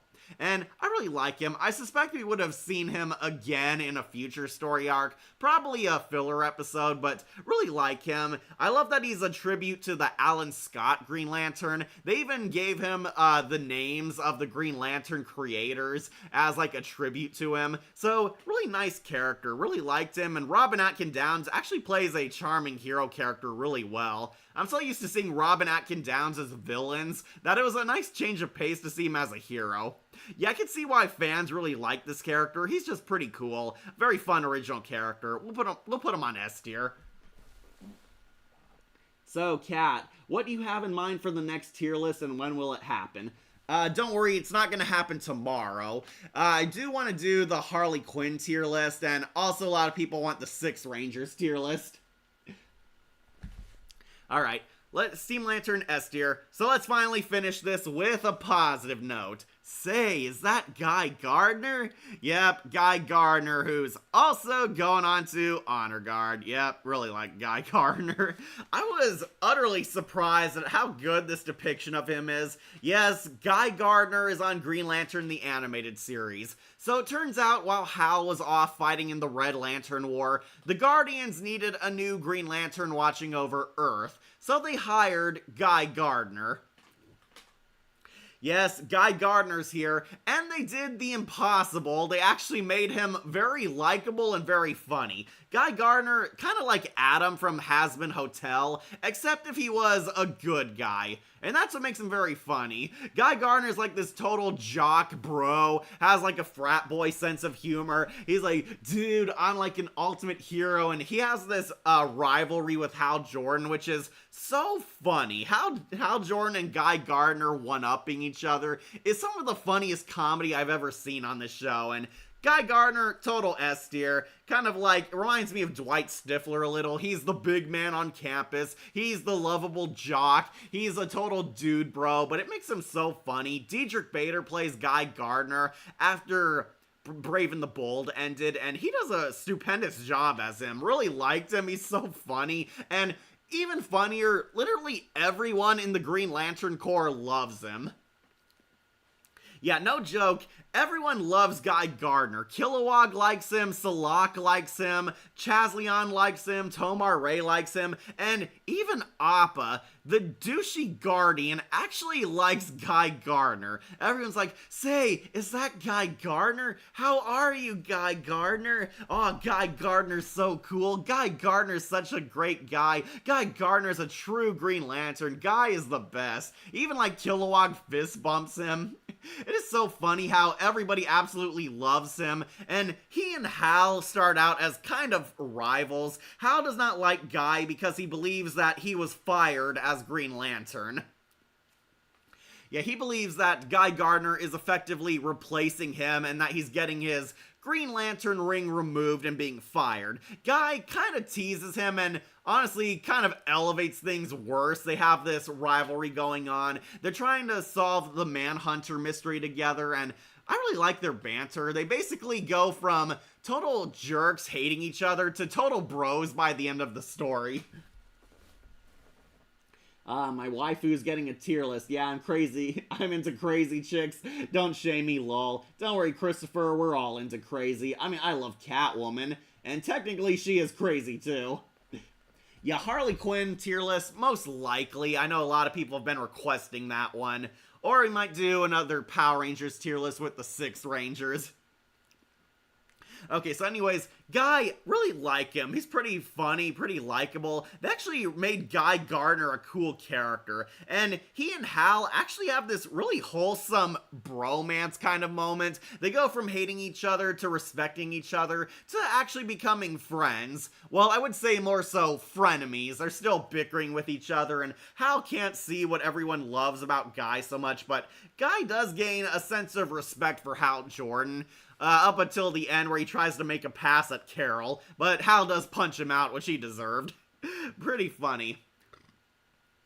So Guy gets an entire episode dedicated to him, and it is one of the funniest episodes of the series. Then he comes back in the 2-part series finale. He's been promoted to Honor Guard in like a week, because he's just that cool. And seeing him and Hal actually banter again is still pretty funny. Guy gets his moment to shine in the finale where he actually listens to Kilowog, Razor, and Hal for the first time, where thanks to working together they managed to take down the Aya Monitor, so he does redeem himself in the end.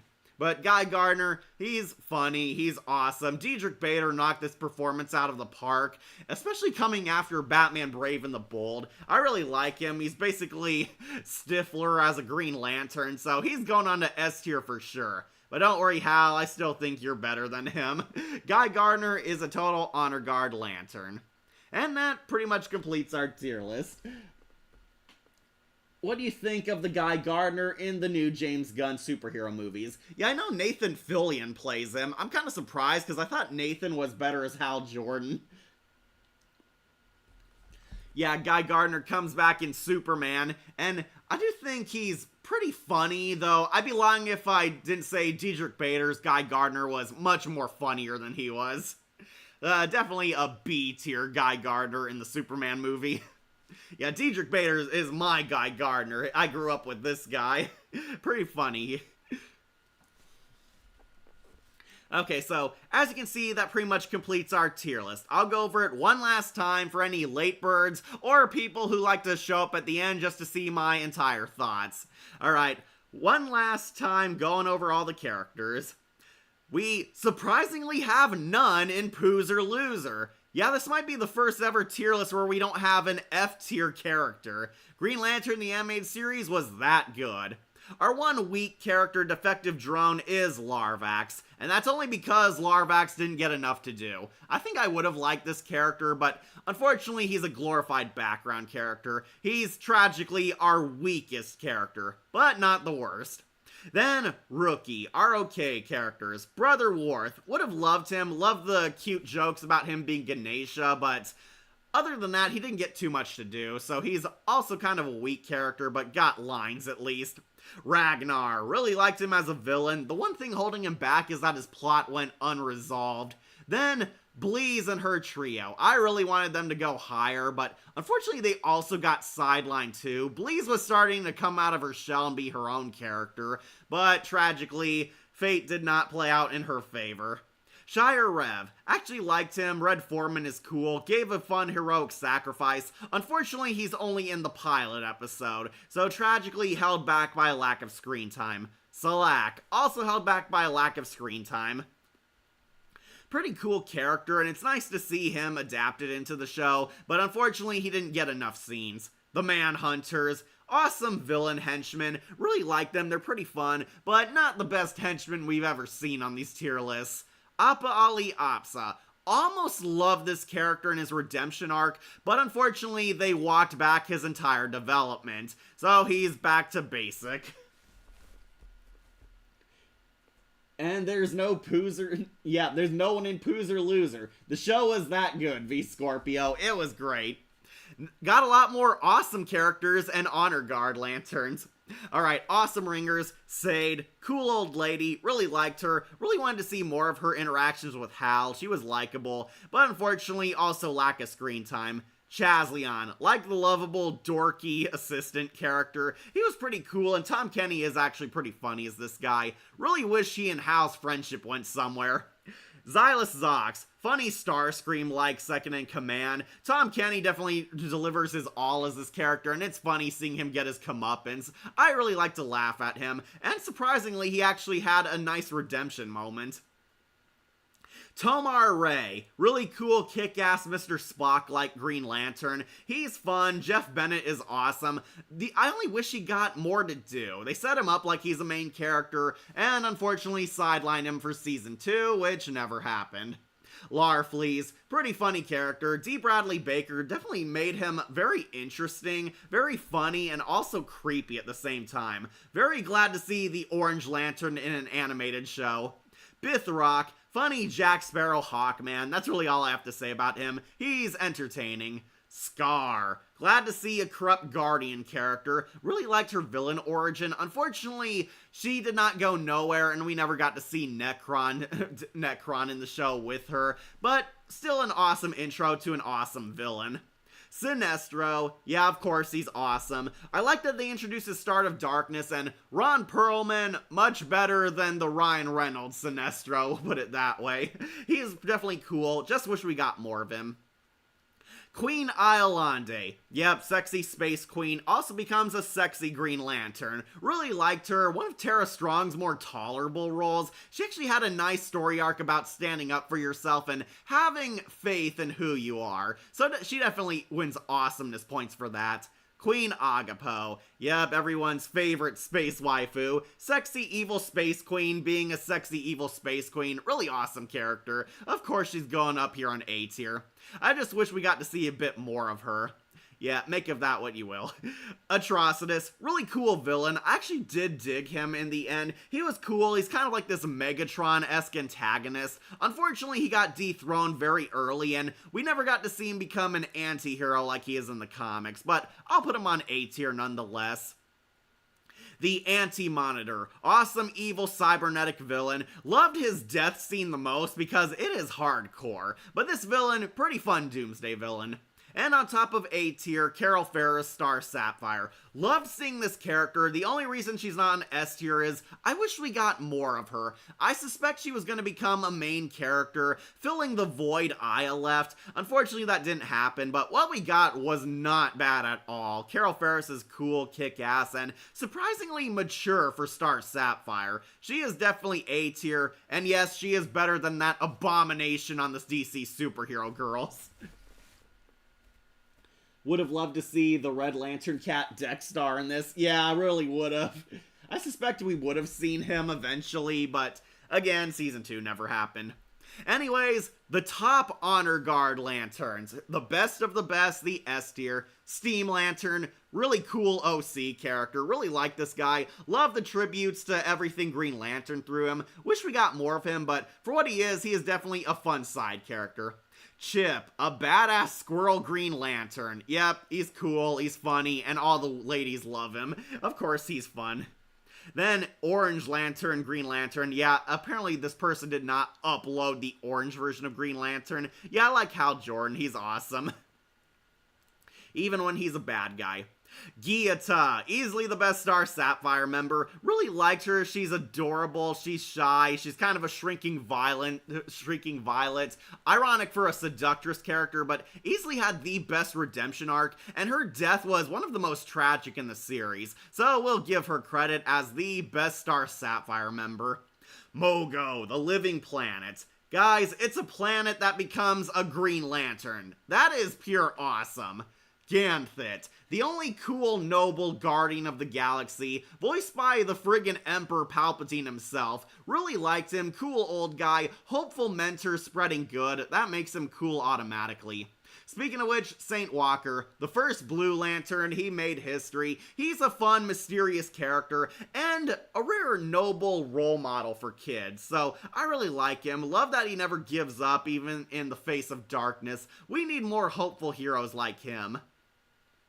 Guy Gardner. Yep, Guy Gardner's awesome. Wouldn't you know it, we love him here on this channel too. Guy Gardner is so funny, enjoyable, and Dietrich Bader knocks his performance out of the park. Of course, he's an honor guard lantern.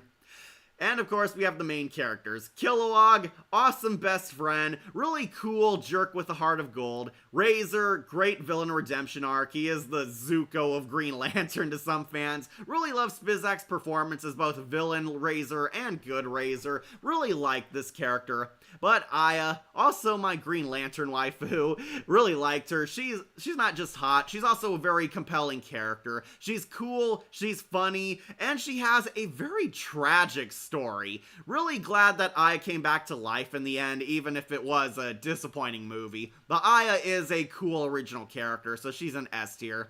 But of course, number one has to go to the titular character, Hal Jordan. Hal Jordan is awesome. This might be my favorite version of Hal of all time, which is saying something when you know Nathan Fillion also played him.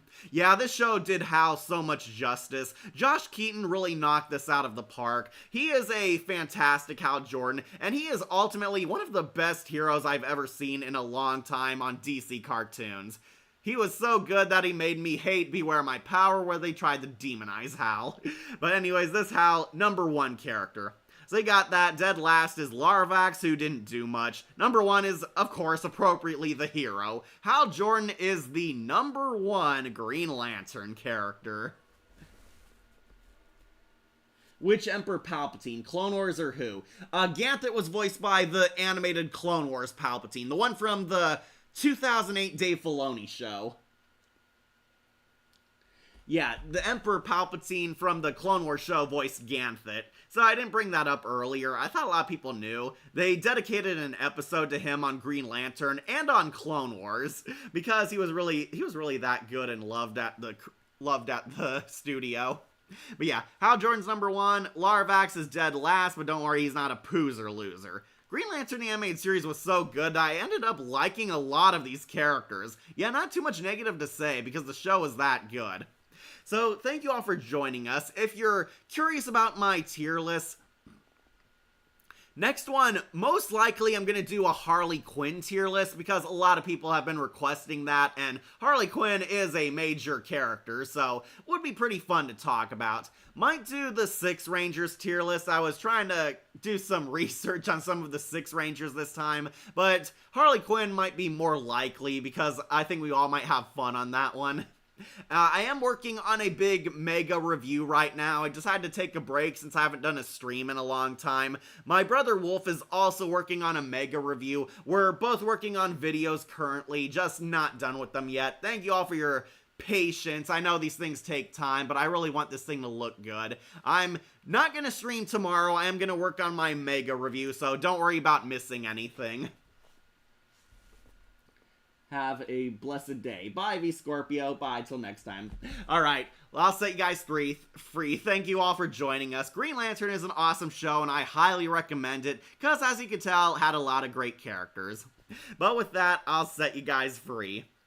Remember to like, comment, share, and subscribe, or just tune in for more videos posted here on Wolf Entertainment. I'm your host, Catastrophe, and I have hope.